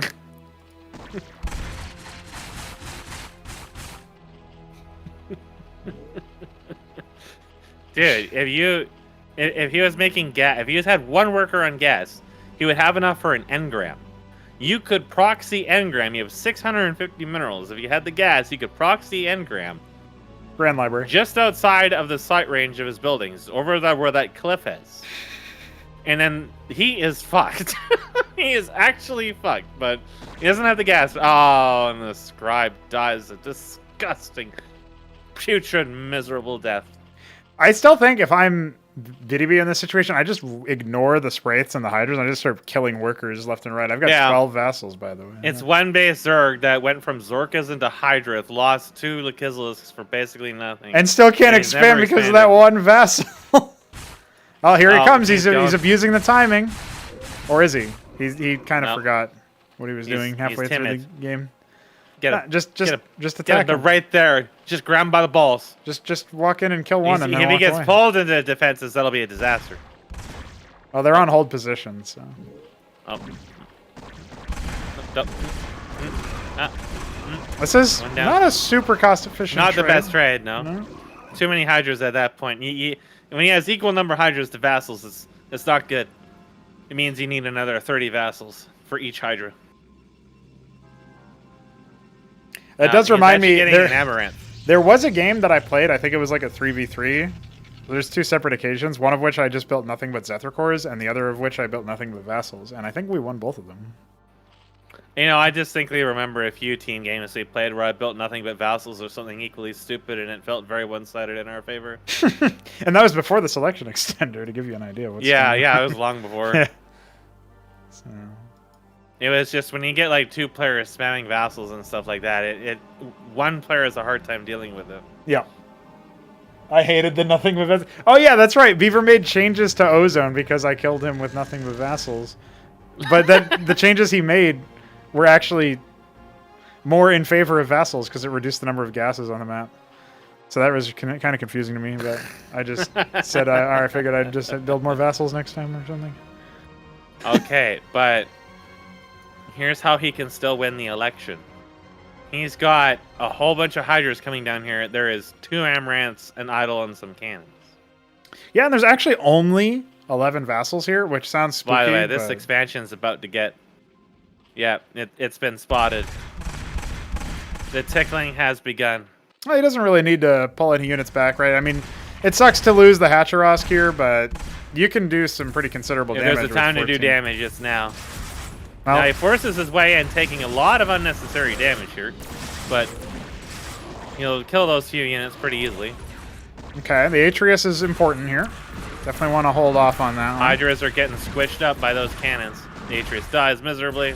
Yeah, pulling away from the right side Warden is not a bad shout, but he needs to keep pulling away, and unfortunately he does lose another Hydra in the process. He can shut down mining, and actually the vassals were Only recalled. temporarily. They're just going to go to the other expansion. Yeah. They actually did not kill the Hatchrosk in the top. Yes, yeah, they were pulled back before they really could. So he's going to confirm that this base is up. He should be able to pop this Warden. He's only going to lose maybe 1 Hydralisk for his troubles. And a horde of scribes. That's 33 scribes. Drill him. Not a single scribe will fall this day. Absolutely destroyed. That was 33 scribes. That was disgusting, putrid, and beautiful all at the same time. Now, if you had a Lekizalisk for that... Oh, God. That would be so horrible. Just imagine. You could just decollide the Lekizalisk before it can burrow. Oh, That's sort of like decolliding the Alexhandr. I was shocked when that happened. Trying to decollide the Alexhandrs. He just used like 50 workers. And you're like, fuck it, you're not going to shoot. I don't know basically. I don't know how you managed to get away with that. Well, it's by being a piece of shit, really. Got him. Being an absolute cunt. Like, you just know how the decolliding works. Yeah. I don't know if I would stop burrowing, though, because you could burrow them on top of buildings and that desync or crash the game or whatever. So I presume you can also burrow when you're being decollided by other units. Yeah. Yeah, it interrupts movement commands, I think, is the thing. So that's probably what happens. Whereas attacking kind of needs you to But be at able to least stop. you would still have, like, a second or two to kill it. So if you had enough of them attacking it, you might kill it before it kills the workers. Because it would need to get, like, 2 shots off. Yeah, that's right. Or maybe 3. Now, Alexhandr is pretty tucked in safe here. The number of vassals hasn't really increased that much. And now his expansion's been secured. So BDB is in a position now where if he wanted to spam nothing but vassals, he probably needed to have additional lattices. I think if he takes the fight with double Atreus, he can do some pretty good damage. The Witness is in a spot just to see if there's reinforcements coming. It's not really in that useful of a position right now. And the vassals are actually going to get engaged upon by the Hydras before BDB has a chance to really respond to this. He's going to go ahead and fall backwards, luring the Hydras towards the Atreuses, which are indeed going to get sniped down. Yeah. I don't find Atreuses do that well against Hydras because they don't do much burst. And Hydras are something you want to do burst against because the Hydras all sustain damage. So they can just calmly ignore the vassals, focus down the Atreuses, and that's kind of the situation you end up in. Alexander's banking for tier 2 at this stage, and an Argosy is on the way for Ben. That's I think Ben is realizing that he needs something a little bit more derpy. So I won't be surprised if we see Empyreans again. But if that is the case, then I feel like we're just going to end up in the same situation as we had versus Neblime, just a little bit more paced. Because, again, it's kind of for the same reason the Atreuses don't really work too well. Is that the Hydras aren't going to be taking a huge amount of splash, and they're still very mobile. He doesn't have a really way to deny them. I actually think that Amaranth spam might have been better. He does have a better RE now. He has 3 Atreuses, 2 Idols. There's a couple Amaranths mixed in there somewhere, too. So, some of the Hydras are still a little wounded from this, so he's being harassed by the vassals as they tickle and tickle and tickle. Well, here's the problem. Alexhandr has not dropped his gas onto a tier 2 yet, so he's a little bit behind the 8 ball on that. And it looks like Ben's getting ready to take another expansion since he has so much money as well. He's going to tickle in here, but this could be a mistake. There's a lot more units than there was in the first fight. Yeah, a couple Hydras. It looks like 4 already down. Make that 5. Could be a 6th. The vassals can chase for a 6th. Got him. All right, yeah, they're just going to chase these Hydras all the way home. And there are more coming, but the problem is there's still no... the biggest issue that I'm seeing here for Alexhandr is that he still hasn't spent his gas. So his tier 2 clock just hasn't started. Another expansion the Empyrean is on the way, so that is what it's going to be. Okay. Behind a backline of Amaranths and Atreuses, it'll be very scary out in the open because it's just a lot of health. But it also could be used to backdoor his workers. This is definitely a map where you can use them to backdoor the workers the same way that the vassals would work. And since all he has is Hydras, you can have them chasing you all over the goddamn place. But I feel like by the time he gets in a position, tier 2 will have finished since it was started now. Yeah, tier 2 is on the way. It's about a quarter of the way done. It's going to take some time still. We still have the vassals charging forward, absorbing a lot of shots, and allowing those Amaranths to get in a little bit faster. Now the Atreuses can really go to work on the stacks of Hydras, but it still seems like, there weren't that many for a sustained fight. They were temporarily making use of the vassal passive there to do some short-lived kiting back and forth, but it's mostly just thinning the Erd. And at the same time, I mean, you think about this, with a tier 2 coming, that means that Bactyls can be shown up. That also means that you can have things like Vithrilisks to counter the Empyreans. Alexhandr should have been able to see the textbook response to this, you know what I mean? Mm-hmm. Still a commitment to Atreuses, which I don't feel are being very effective at all. The splash is just not really helping them much against the Hydras. And I feel like just like spamming out Amaranths and saving the gas for tech would have been wise, but he is getting an Ancestral Archives, so we might see Uptectons or Archons show up. Uptectons will definitely help out a lot. Yeah, Uptectons would be great, but I feel like in his gas situation, he might actually be leaning more to Archons. I guess it depends if these extra bases get blown up or not. The natural is starting to get saturated, and the 4th base is starting to have a spin fest. Yeah, I don't know what's happening over there. Blizzard, basically, yeah. I mean, you can fit down there, so that is just Blizzard. Yep. Meanwhile, so there's 2 Empyreans out now. He's going to need them. Oh, no, Alexhandr didn't want to fight that after all. Yeah, he's still on 24 Hydras. I mean, he's going to get another 4 coming in, some more being rallied. The Bactith then just about done, so he can start to upgrade them, but I don't think he wants Bactils versus these things like the Empyrean. The lack of armor pen is just too great. Ancestral Archives is finishing up. I don't think he's aware of the Empyreans quite yet, though. No, not yet. It doesn't seem like Ben is either, considering his lack of use for them, and the Wardens are only now being set up. But here come the Empyreans, starting to shell some of the Hydras and force them down. And then they're already going down to 12. You know, the numbers keep on shrinking here. And so many vassals just offering up meat shields alongside things like the Amaranths. Some of the Atriuses will eventually fall as well, but this definitely reveals the higher tier heir. And maybe this will inform what Alexhandr is really all about here. And what his next move is going to be. A 3rd Empyrean already done. This is looking a lot more promising than the last match that we saw Empyreans used in, because there are no Vithrilisks readily available, and we don't even see any Skithacores being started yet. Yeah, he has 3 Empyreans. None of them have died. So long as he continues to stack them up, they will increase in efficiency. There has to be a pretty decisive move to deal with these between Vithrilisks and Bactylisks, or some other form of error. Maybe on Maxilisks, something like that. If he doesn't build those and only goes for Bactylisks, then it's going to be trouble, because he just lost pretty much his entire army anyway. So by the time he gets those up, we're going to be looking at Archon Empyrean.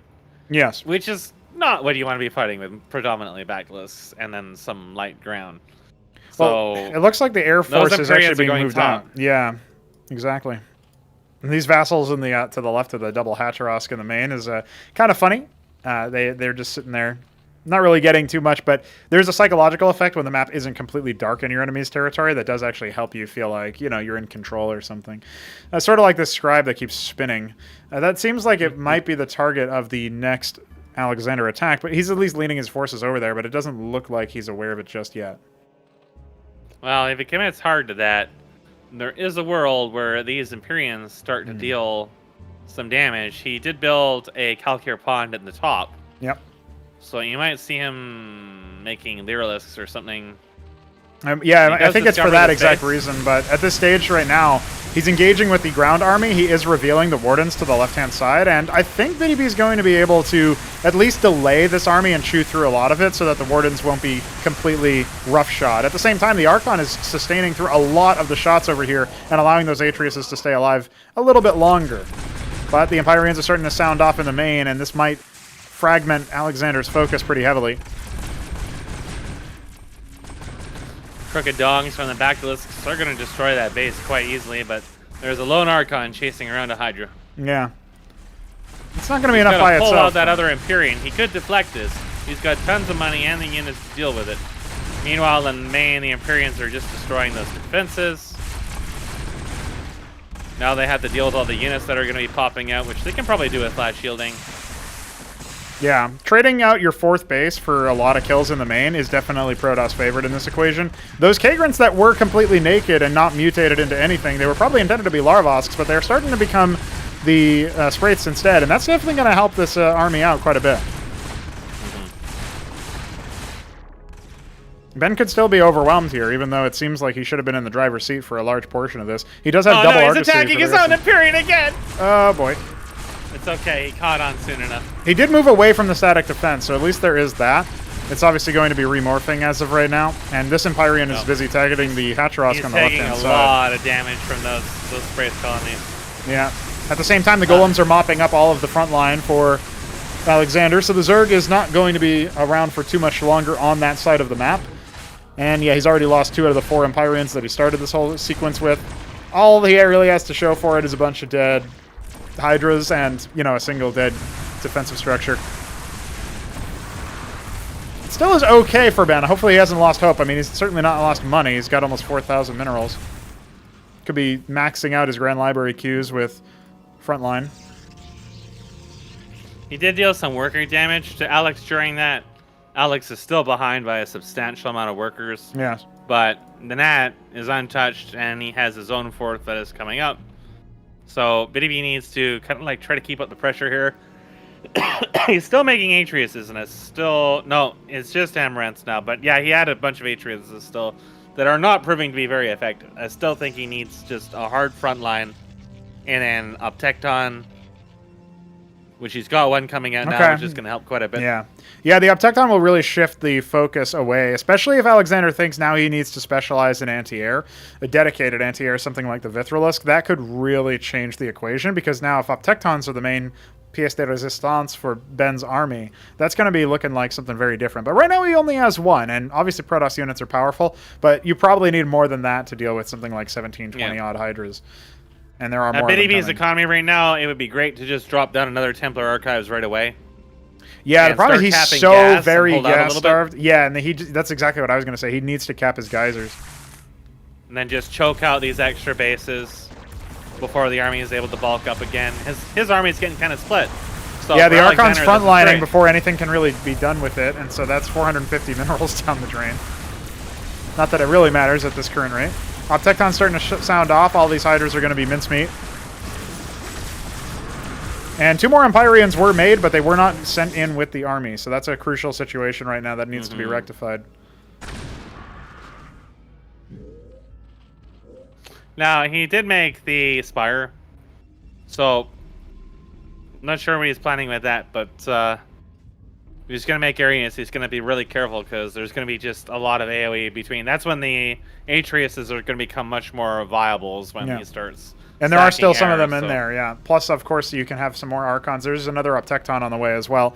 I think if BDB just establishes a contain over here and prevents an army from leaving, eventually he'll discover that base in the bottom right, and he'll be able to stomp it quite well. Not really that many units over here. Oh, no. Oh, boy. Some forces have been pulled. This is not looking too hot here for Ben, because his Uptecton is about to get squished.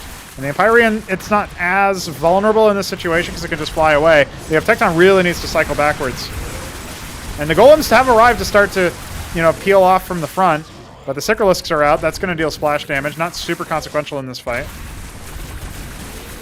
Really, the Hydras are going to be the main thing to worry about. Alexander's getting separated here. Some of his units aren't in the fight, and it's just getting picked off slowly by the Uptecton. It has 20 kills and rising.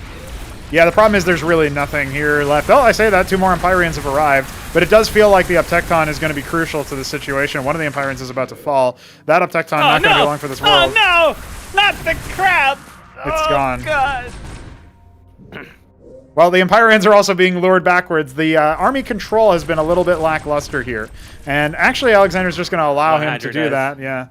There's more units on the way. They are not being sent all the way across the map. And the Empyrean is still chasing these 2 Empyreans. The battle continues. Ooh, just barely. He lost vision enough to stop chasing. That was scary. That was so very spooky. But he is starting to take the gas-centric base in the bottom left. So we could see a situation here where Ben is able to do something. Unfortunately for him... Alex sees the 2 Empyreans. Yeah. He's coming into... he's licking them. Yeah, one of them will get away, but this is definitely less effective than he really needed it to be. The short range of the Sikralisk is not going to help him out here. He can't really fight that Empyrean in that position. So... The chase is on. Oh my goodness. Not again. Not again, Ben. It's happening. What I want to see is Cantavis. I know it's gas intensive, but the Psystorm has been reworked, so it lasts for 10 seconds now. Really good blanket area denial. It's really surprising that he hasn't pulled that one out yet. Cantavis would be great. A lot of his stuff is short range now. Yeah.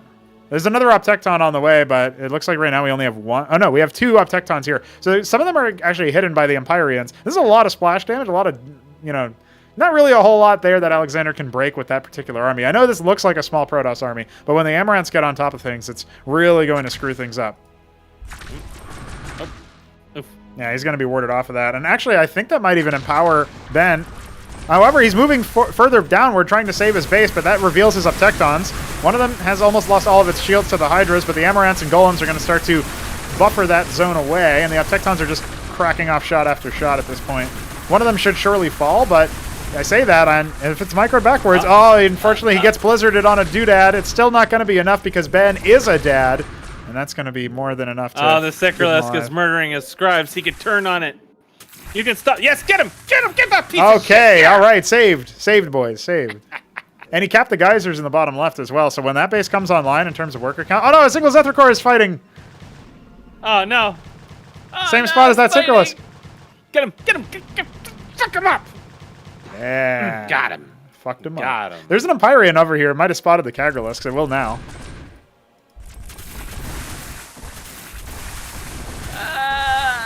One Empyrean for one Hydra. That's almost worth. Oh. What dimension is that worth? It's certainly worth for Alexhandr. He'll take that.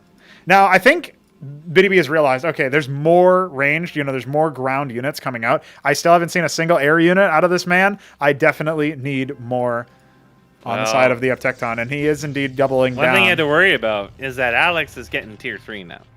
As well as the Metrable Nest, yeah, so this could be real big. We're starting to see the endgame tech come out for Zerg player, or at least we will shortly. Bit of a slap fight here. Remember, we could still conceivably see another match. If Ben wins this, if he clutches it out, we go to a decider to decide playoffs. Alexhandr could be making it in, though, if he can make that tier 3 worthwhile. It doesn't seem like he knows the answer to the Empyreans. And, of course, the Uptectons, on the other hand, are also proving very, very bad. If he tries to go in here, this army can just collapse on him and wipe him all across his ass. Yeah, I mean, the Uptectons are just cracking shot after shot. That's what's going to happen. Yeah. They'll get the ward, and maybe they'll get some workers with those Zethicores, but the Uptectons are melting through all of the ground army. The tech deficit doesn't seem like it's going to stop anytime soon, even though Alexhandr has so many minerals. Unfortunately for Ben, there are still 3 Zeths. Oh, screw that Nexus. No, not the Nexus. No. Oops. It's okay, Ben. We only saw all the other times you did that, too. Don't worry. So finally, we have some Vithralisks coming out to deal with the Empyreans, but it feels like at this point, they're not even really the biggest threat. It's going to be hard to fall on them because the Uptectons will also deal damage. There's a lot of splash damage and just ambient damage for the Vithralisks to go through at this point. Well, it also needs some support. Absolutely. And you think about it, too, like with all the capped geysers, I mean, he doesn't have it in his main or his third, but his Nat and that base in the bot left, right, the gas-heavy base, that's Ben's domain at this point. He's actually floating more gas than minerals now. So it's really, you've seen him explode out with additional, production queues. He's added another Ancestral Archives. The fight's going to start happening. Well, but hemorrhaging units on the side. Yeah. The Vithralisks do need to start happening, and you can see the Empyreans already being split. But look at all of the damage coming out. Yeah, between the Uptecton multi-target and the Empyreans themselves. Oops, indeed. And that is probably going to be game. He calls it right then and there, and Ben forces a decider. We will go to a 7th match for the first time in Ascension 4. That color and the BDB's color in the score screen is just retina burning. You're welcome. I'm going to get some coffee. I need it after seeing that. All right.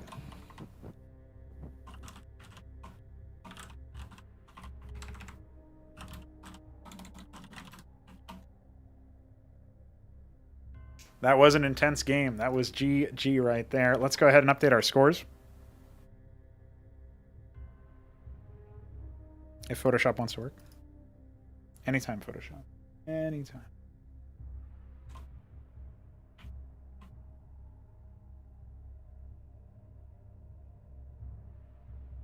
Hey, Shambler, how does it feel to still be in possession of your fourth, your fourth kidney? I don't know why I thought fourth there.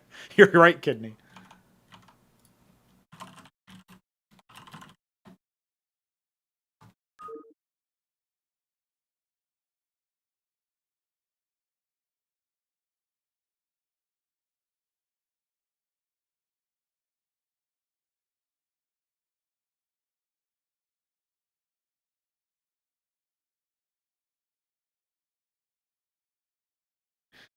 Okay, our final map will be Nightfall.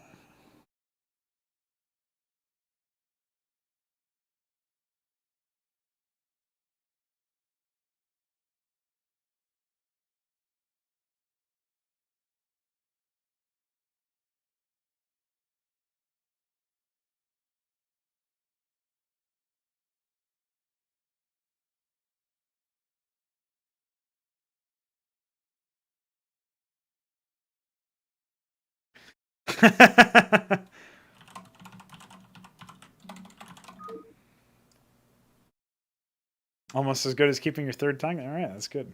Good to hear.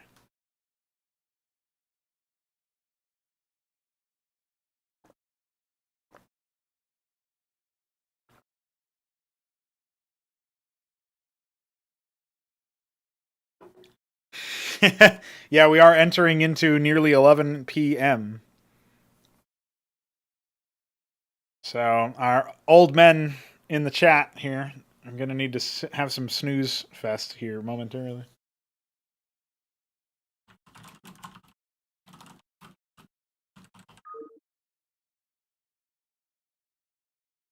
Well, roller skates, you didn't sign up for the tournament, did you? Fucker.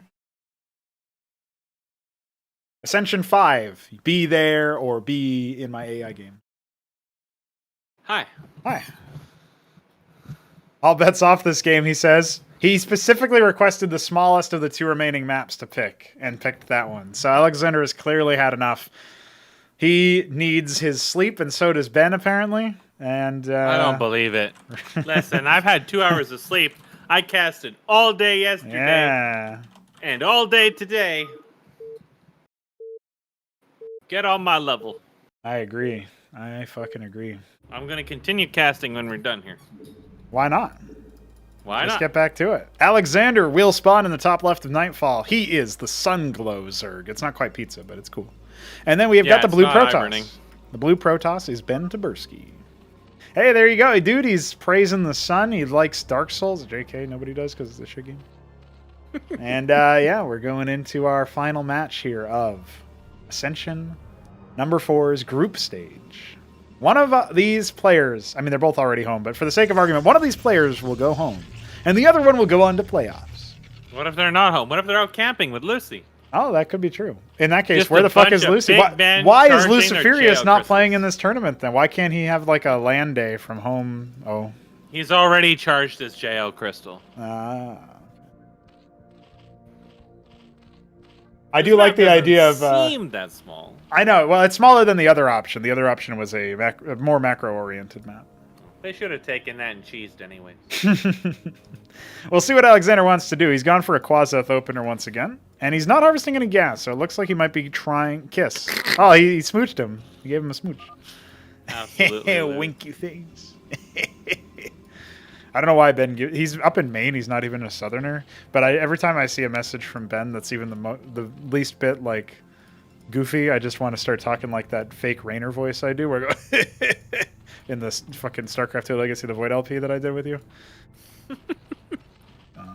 Well, Neatrosk is dying. Yes. It regenerated. So it's nothing cheesy from Ben. Yet, his scribe is all the way to the left. Now, Yet. both of them said like that. Oh, hold on. Alexhandr knows. Oh, no. Alex is on to his bullshit.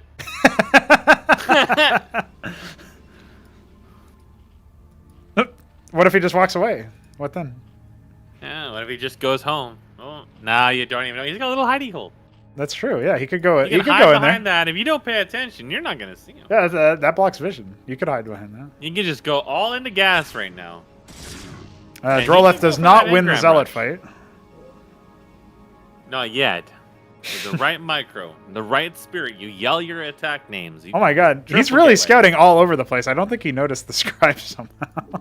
Look at where, if you select his Droleth, he was before it started Listen, harvesting I'm gas. telling you, you hard mine gas, you build an engram.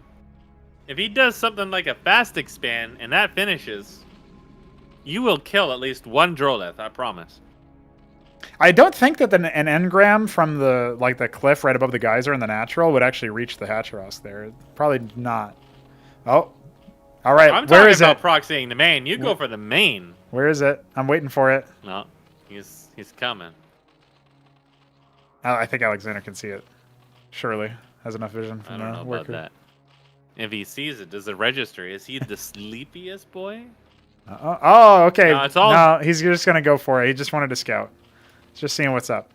If he goes all... Okay, there is some Zeths in there. I was going to say, if he goes Quaslisk heavy and it just turns into like some spam of Zealot and Ecclesiast, then this is going to be a mess, but... No proxy. Well, there's a pair of Nather how cores I on the feel way, about actually that. 2 of them. And right now the only anti-air is Ecclesiasts, which, you know, they're pretty reasonable. Hit scan. They'll tickle. But if he moves out and then they backdoor him, Yeah, then that's what they'll I'm thinking. tickle even more. I'm thinking. Additional zealots. I do like that both of our players at this point are so, they're like, man, I'm tired. I played 4 games or whatever. And, you know, you said you were talking about your hours of sleep. Obviously, we've both casted since, you know, for you it was noon. For me, it's 3. You know? Yeah. And I was smashing before that, and you were sleeping before that, trying to, failing. I was trying to. Dude, I was trying to do a boss, and I was like, I don't want to skip a day because I got to do this and then come back. It's going to be a shit show. And I was prepared just to stay up all night, all the way up until we did this, if it was going to hang me out just because I was tired. Oh, I see. I was like, fuck it, I'll do it. But then I killed him immediately after I said that. So. There you go. Well, there's an attempted Nexus out of here from Ben. He doesn't have any local anti-air, and the Nather cores are coming. Yeah, it can get tickled. There's no Drakidins. This is looking a little scary here, just because of the Nath. There's one cannon coming into his main. I think Ben might be a little bit on autopilot here. When you scout that your opponent has an in-base situation when it comes to that second Hatrosk and no natural, you have to be suspicious of a, you know, a military-focused all-in push, or at least a military-focused play. And that Warden is not going to get done before the Nats actually start moving. So even though the decided victory from Ben here in terms of the military fight on the ground, his backdoor is getting tickled, and he could have taken all those zealots and just moved them into his enemy's base and probably done some pretty good damage. But instead, he's going to go ahead and transfer his workers. He's actually still ahead in workers, if you can believe it. And the Ecclesiasts are actually going to keep enchanting the pylon a little bit with every shot, which is going to make it impossible. They're healing it. Yeah. The Ecclesiasts the left. Tickling continues. They've decided to. The zealots are en route. Okay, that's good. The Ecclesiasts are coming down to finish the job. Second pylon being put in for Scribe redundancy. holds them up for like 20 years. Yeah. The problem is at this point there's a lot of Zeths and a lot of Quasis, but they left the ramp. This could be really, really bad timing depending. Unfortunately, there's only, 7 Zealots? There's more coming, but the Ecclesiasts need to link up with that army, and they're not moving just yet. Yeah, I think he's worried about more Naths just flying in out of nowhere and just yanking down his blouse and screeching. Yeah, there's still no... there are 3 Hatrosks in Alex's base. He's not interested in anything but victory on one base. He wants Just this build another over and one. done with. Break 3. Oh, this could be a disaster. He's inching forward, but BDB is unifying his army. Yeah, he still has 2 replacing that Ecclesias. one He's just going to hold them for the 3 Naths that he knows are still around, and that's going to be more than enough. At this point, though, the army's moving around to the other side. They could pass each other like ships in the night, and we'll enter into a base trade.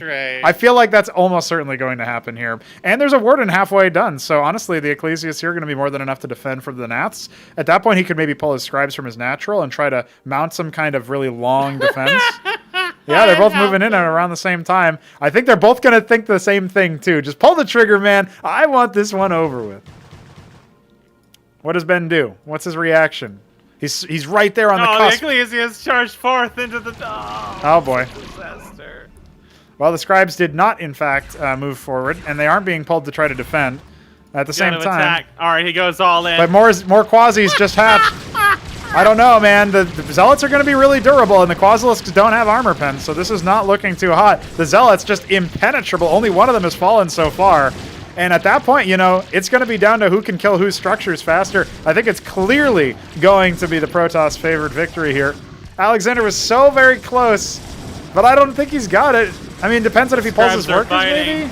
The Naths are biting. He's done well to focus down the Everything is Ecclesiasts. Yeah, everything is biting. Nobody has any money. He calls GG. Oh, no. Alex, you are winning the base race just slightly. Well, if you see there was the Scribe in the top right as well to start hiding a Nexus somewhere. So. Well, BDB had no money, though. Both of them are down to like 100 minerals. So oh, okay. Maybe that would have made a difference. I think it would have been a very close trade because there were Naths. There were Zealots, but I think they were dying. But he couldn't really build anything at that moment to deal with those. But he needs to like pull all of his drones at the same time. It's silly. That will mean that Ben Taberski will advance to playoffs, living to fight another day. Alexhandr lives with, he exits the tournament, obviously, not where he wanted to be, but he manages to score a win. And he did tell me that in DMs when I told him. I was like, hey, by the way, there's still a slot open, and potentially here you can sub in for Connor if he's not available. I have 4 kidneys as a tribute. Yeah, there it is. There it is. All right, well. That was goofy. That was indeed goofy. So, Mesk, do you have closing thoughts for this group? And then we're going to have to seed our playoffs here together. It'll be an exercise for us both. I would have liked to have seen the base race gone down to the very end. Yes, I agree. However one-sided it would have been. Just needed to like drag in all the Droleths, make him fight for that. No matter how tired it gets. You got to start like building extractors all across the map. You know. Something for sure. It was funny. It was. There was definitely some silly games. Yes, yeah. That was very silly, and the Hell Tricks was very silly. Yeah, the Hell Tricks, the almost taking out Shambler, man. Wow, what a game, honestly. Just absolutely brought him to the very brink of Tism. Okay. So here's where we have to get down to brass tacks, because we're going to seed playoffs, and the seeding involves taking the 2 most convincing or best players of the groups and placing them directly into the semifinals, thus condemning some poor soul who placed first in their group to, going into the quarterfinals, but having the advantage in the pick ban. So what I would say there in that context is normally we would look at the record maybe and say like, well, clearly, this guy went 4-0 and the other guy went, 4-1 instead or something, and he dropped a game. None of that really happened here. So we really just have to take into account the match quality of the player and also the competition that they faced in their group. And I think when you look at the way that Group B played out, my initial hunch is that Shambler showed the most weakness and also probably had the easiest of the 3 groups in terms of competition, right? But maybe you disagree, or what is your take overall based on that? I definitely felt like some of those games weren't Shambler's strongest. Mm-hmm. And that may have just been from him not taking them as seriously. I was thinking the same thing, yeah. I mean, the things that were deployed against them were also slightly absurd. Yeah. But I think also Shambler is easily tilted too. So, I don't know, It's hard to say too, because I think in like Neblime's case, he wasn't pressured in the way that someone like Shambler can pressure. Yes. So that also could go very differently too.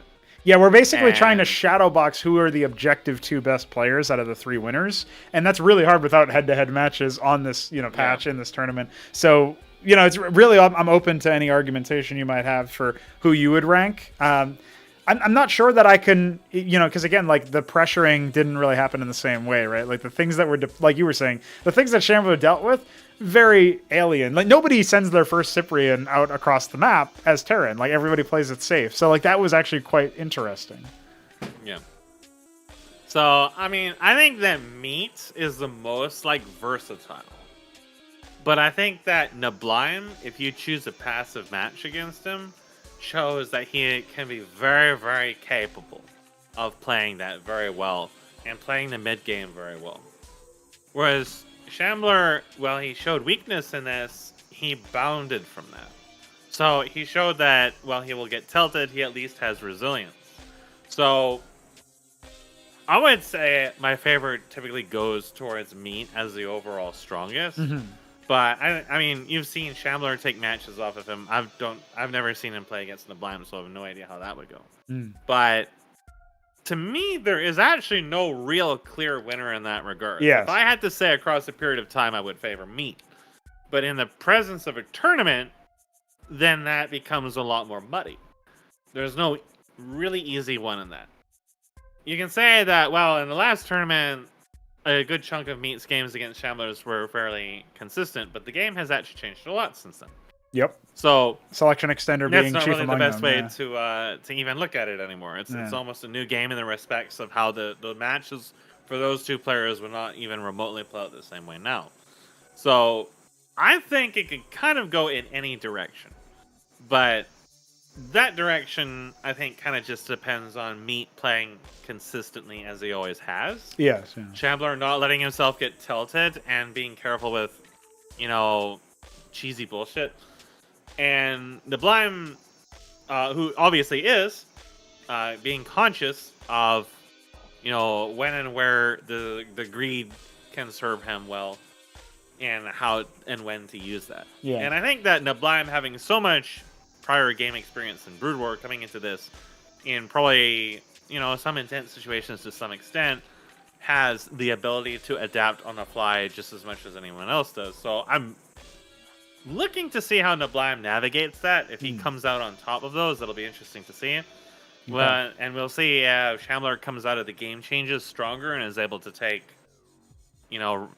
a set off of Meat, or if Meat will continue to perform consistently. Okay. And as a result, become, dominant again as a result of that. I would have really liked to have seen Connor. Yes, because yeah. I have no idea how he plays. I haven't really seen him outside of some of his videos. And it was like, well, those are like campaigns and stuff. It's really hard to judge just how good someone is just by watching like a campaign video. Yeah. Like having seen him against someone like Shambler would have been a really great way of measuring. Or even against Neblime, as was originally planned in the group. Yeah. Yeah. Yeah, that would have been definitely very interesting, because then it would have been two very foreign kind of play styles, and then you can see how well they do. I think in the next tournament he'll be available a little bit more. He'll be more familiar with like the time. He was, I think, a little confused about scheduling, and also because of the Aussie time zone. I think he thought that it was earlier, like it was yesterday, due to the weird way that the time zones work. I should have done a bit more effort to confirm with him, but probably just got thrown off by the time zones there. A victim there. Yeah. So you just got pinged by Neblime as someone you've never seen somebody macro from 35 gates as well as Connor does, and that's without multi-building select. So you can imagine he's a pretty good macro player, and that's like the kind of tier do they know each other? Yes, yeah. They both played Brood War together. So. All right, so then that would be different. I thought they were just people from entirely different communities. So if they have some experience against each other, then that would definitely lead to some interesting interactions coming into this for sure.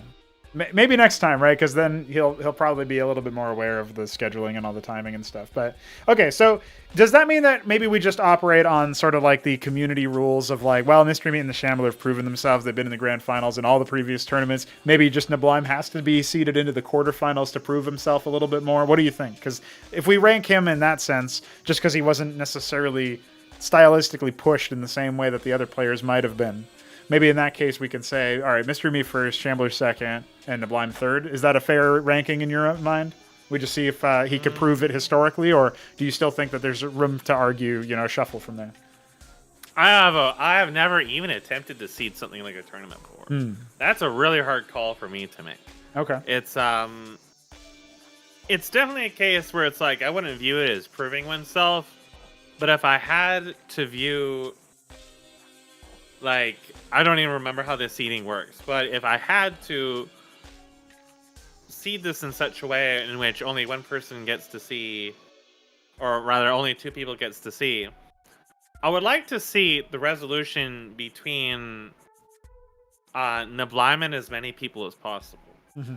Like, I would like to see him, like, if I had the choice, I'd see him against both Shambler and Meat to see how he performs in both of those matchups. Well, we could have that happen if Neblime ends up... well, I guess it doesn't really... Right now, he's pivoted on the side of the bracket with the Shambler in the semifinals, if we seed it that way. Or if we change it the other way, it would be Neblime in the semifinals, the Shambler would be on the quarterfinals. And either way, if the Shambler advances, then Neblime goes into that. So it sounds like what you're saying is you think it would be good to evaluate Neblime's playstyle as Zerg against as many people as possible. So we should, in that case... I think it might be interesting for him too. Maybe he may or may not see that way, but I think it would be like it's kind of like a moment where we've had, kind of like, I mean, Shambler and Meat have their own story too, where they continually come up against. Yes, but I think Neblime has a chance to really like, demonstrate himself with this as well, and. maybe he'll just get stomped or something like that, and it won't be nearly as entertaining as I think it will be. But Right. I think there is certainly an opportunity to, at least I would like to see him go against the both of them to some extent if possible. I mean, it's all going to depend on who wins and who loses. Yes. Yeah. Like, I am definitely not the person to ask about how to seed stuff, because I would have to think for a really long time about that. But if I was to say someone is favored to win, it would probably be Mystery Meat, followed by Shambler, just by extent of experience. Yeah. Because even if someone has inconsistency sometimes, or gets tilted, or they change races or whatever, there's still the fact that Meat and Shambler have played this for a very, very long time. So by extent of raw experience and play time, they have an advantage. Okay. In that case, we'll have Neblime seated third. And the rest of the players, I mean, I know you were just saying, you're the last person to ask for seeding, but I'll just spitball the rest of this by you. So I've currently seeded the quarterfinals, the second place finishers, as 3Crow, then Biddy B, then Heltrix. And I feel like this is a fair seeding based on, well, I guess you could probably make an argument, a hair-splitting argument between 3Crow and Biddy B, but 3Crow seems to show a little bit more initiative and has played the project for much longer. And Biddy B also is not able to practice as frequently as 3Crow is. So based on that alone, I was giving the edge to 3Crow in that particular matchup. And the reason Heltrix is seeded last is mostly based off of his macro performance in that last one, and also being, again, if you're talking about experience, certainly the least experienced of the second place finishes. So if we do go forward with that, it would put our first quarterfinal match between Ben and 3Crow, and our second quarterfinal match between Neblime and Heltrix, based on that seeding.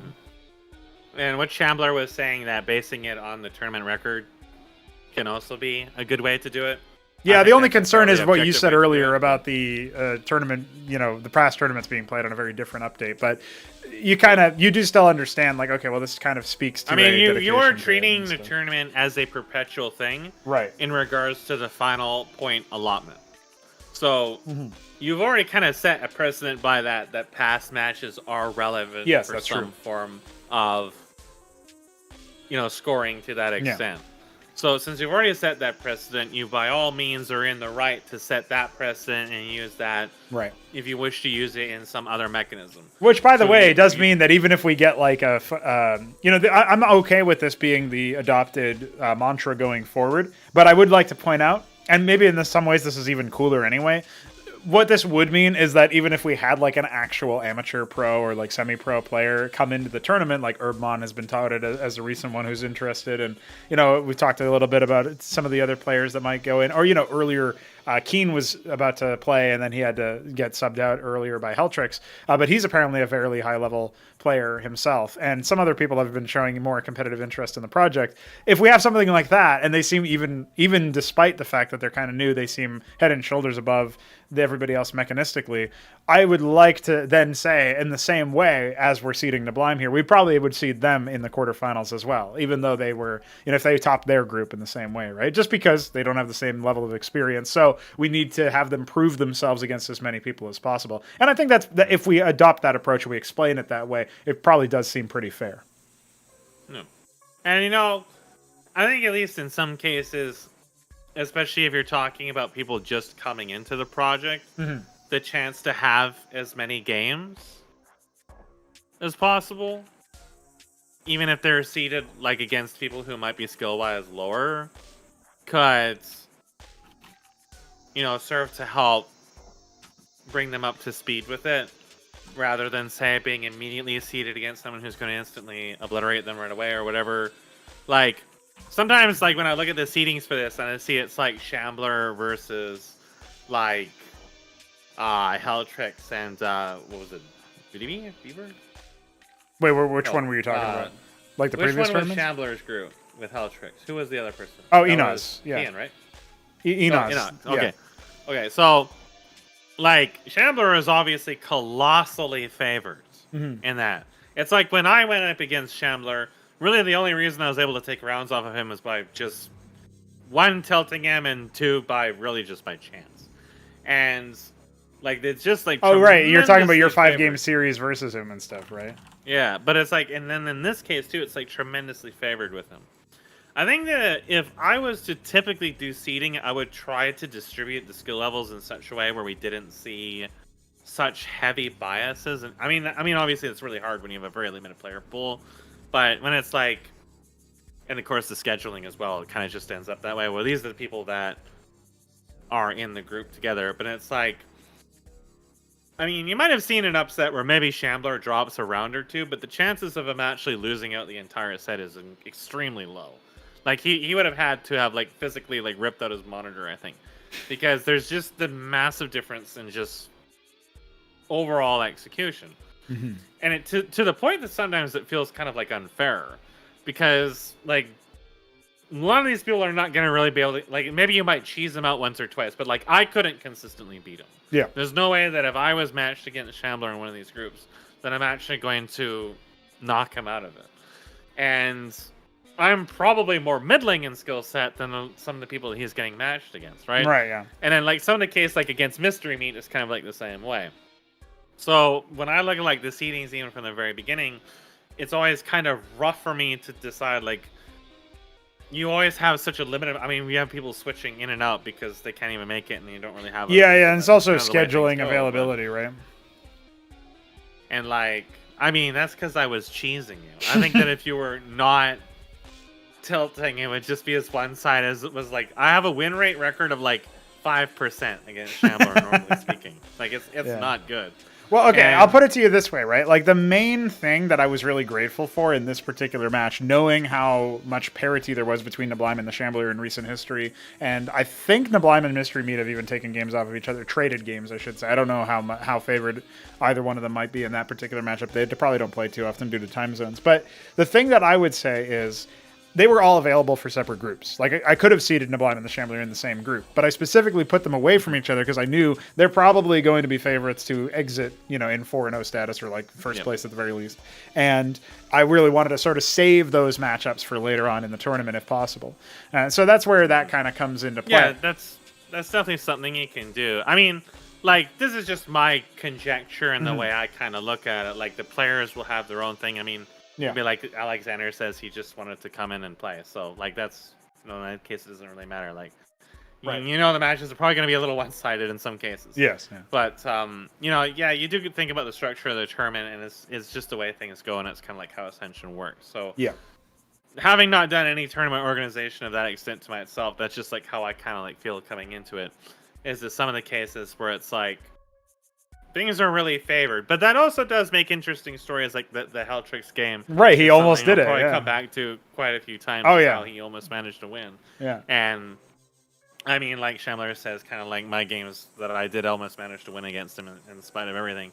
So, that can also create interesting stories.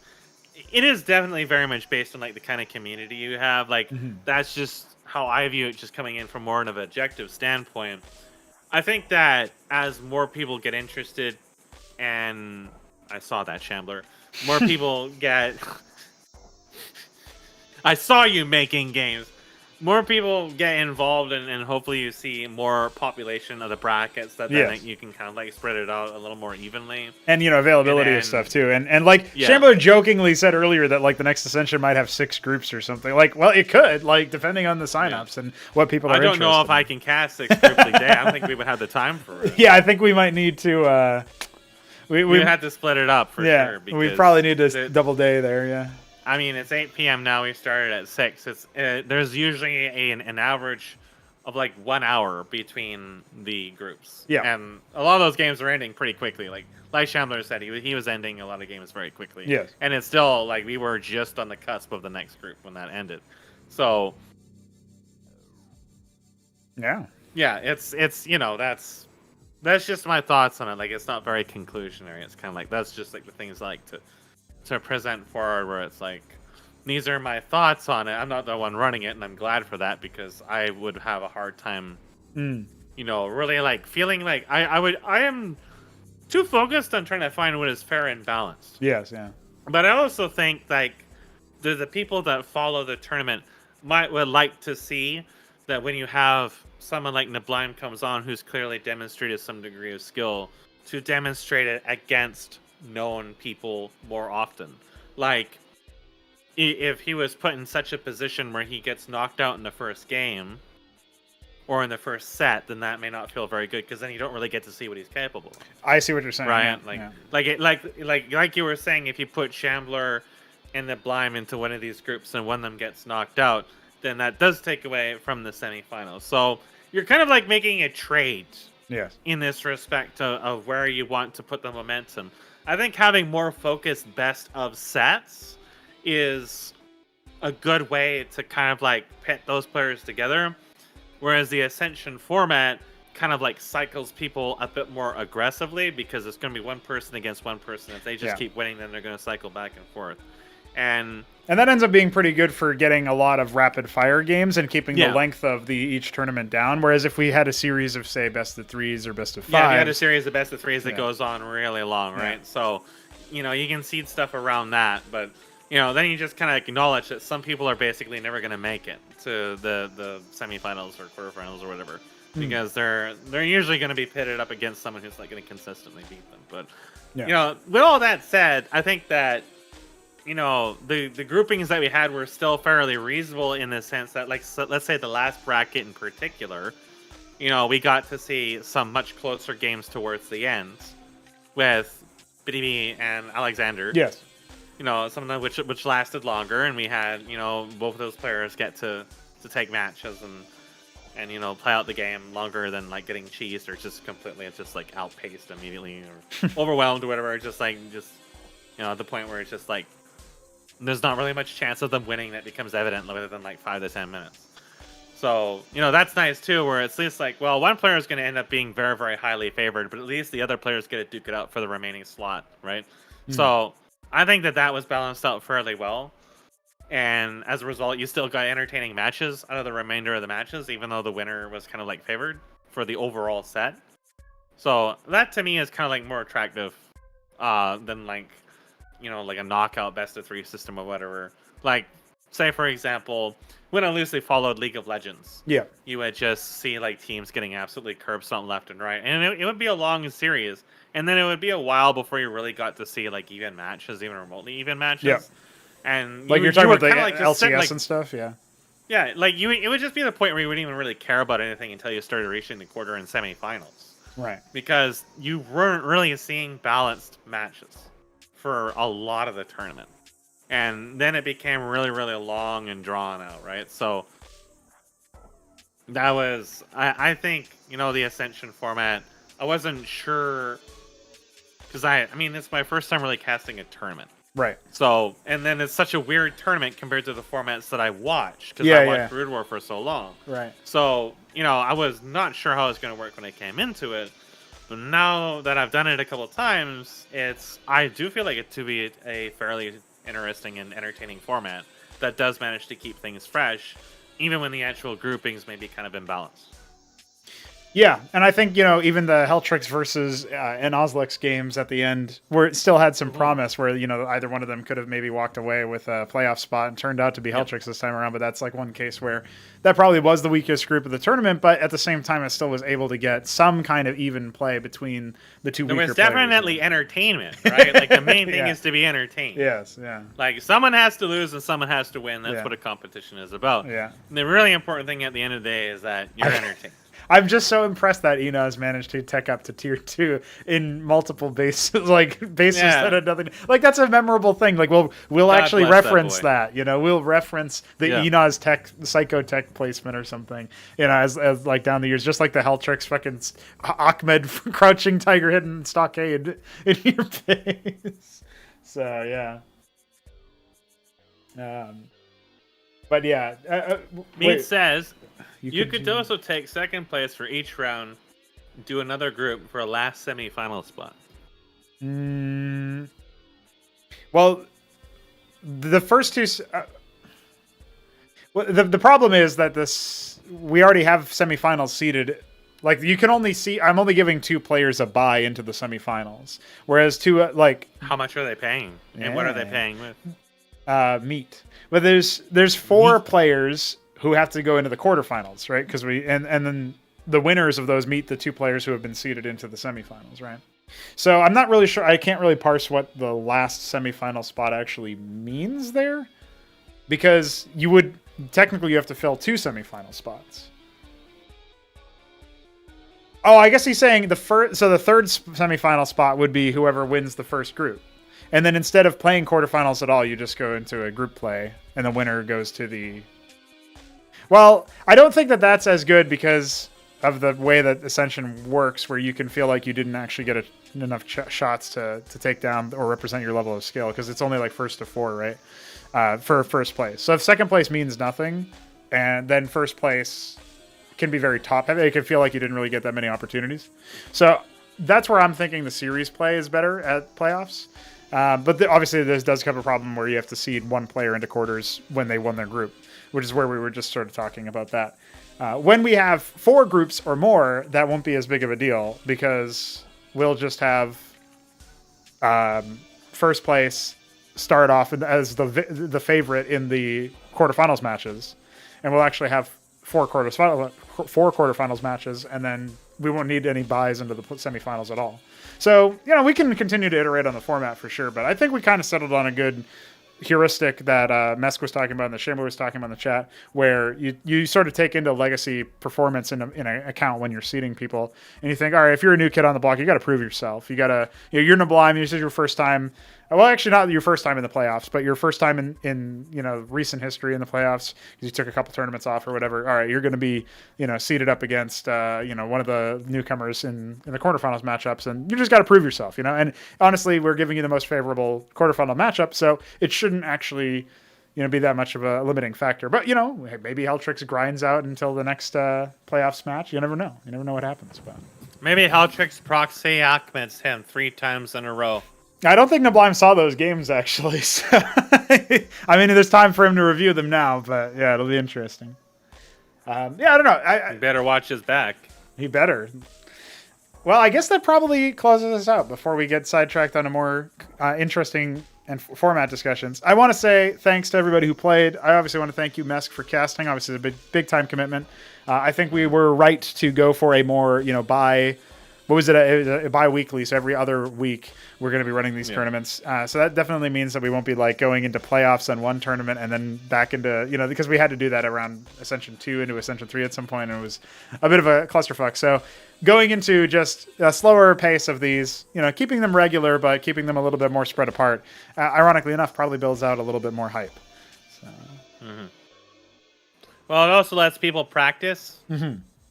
And have a chance to prepare themselves. Well, also think about it like if you're... Prepare their alcohol. If you're in the playoffs, then you can specifically seek out players that are not on your side of the bracket or that are not in the tournament anymore, or maybe newcomers or something like that, and use them as practice partners. Like, apparently there's the Nicholas XD man who is, looking like he's interested in playing a lot of games. He keeps spamming XD at people. Well, you can probably pick him up and say, like, hey, XD boy, it's time for you to play me since you're not in the tournament yet. And presumably he'll be in the sign-up for the next one, I guess. If he lasts that long. We'll see if Shambler doesn't tilt him off the face of the planet first. I don't know. I just like the nah. Yeah. That was good. I do like that. Usually it's Shambler who says something and then just probably leaves. Yeah. I feel like he might have been flabbergasted by that. Yeah. XD. Well, one more XD for the road boys. I did like that, by the way, when I said don't say XD to somebody who typed it in the chat while the games were going on, and then instantly 2 or 3 chat messages in the stream were just XD lowercase. The lowercase XD gets me because the normal one or even the uppercase one is all right, you're just some weird European guy who doesn't really know English, but the lowercase one is that's a separate kind of person. That I haven't a separate kind of energy. Yeah, I haven't quite parsed who that kind of person is, but they're a fucking lunatic.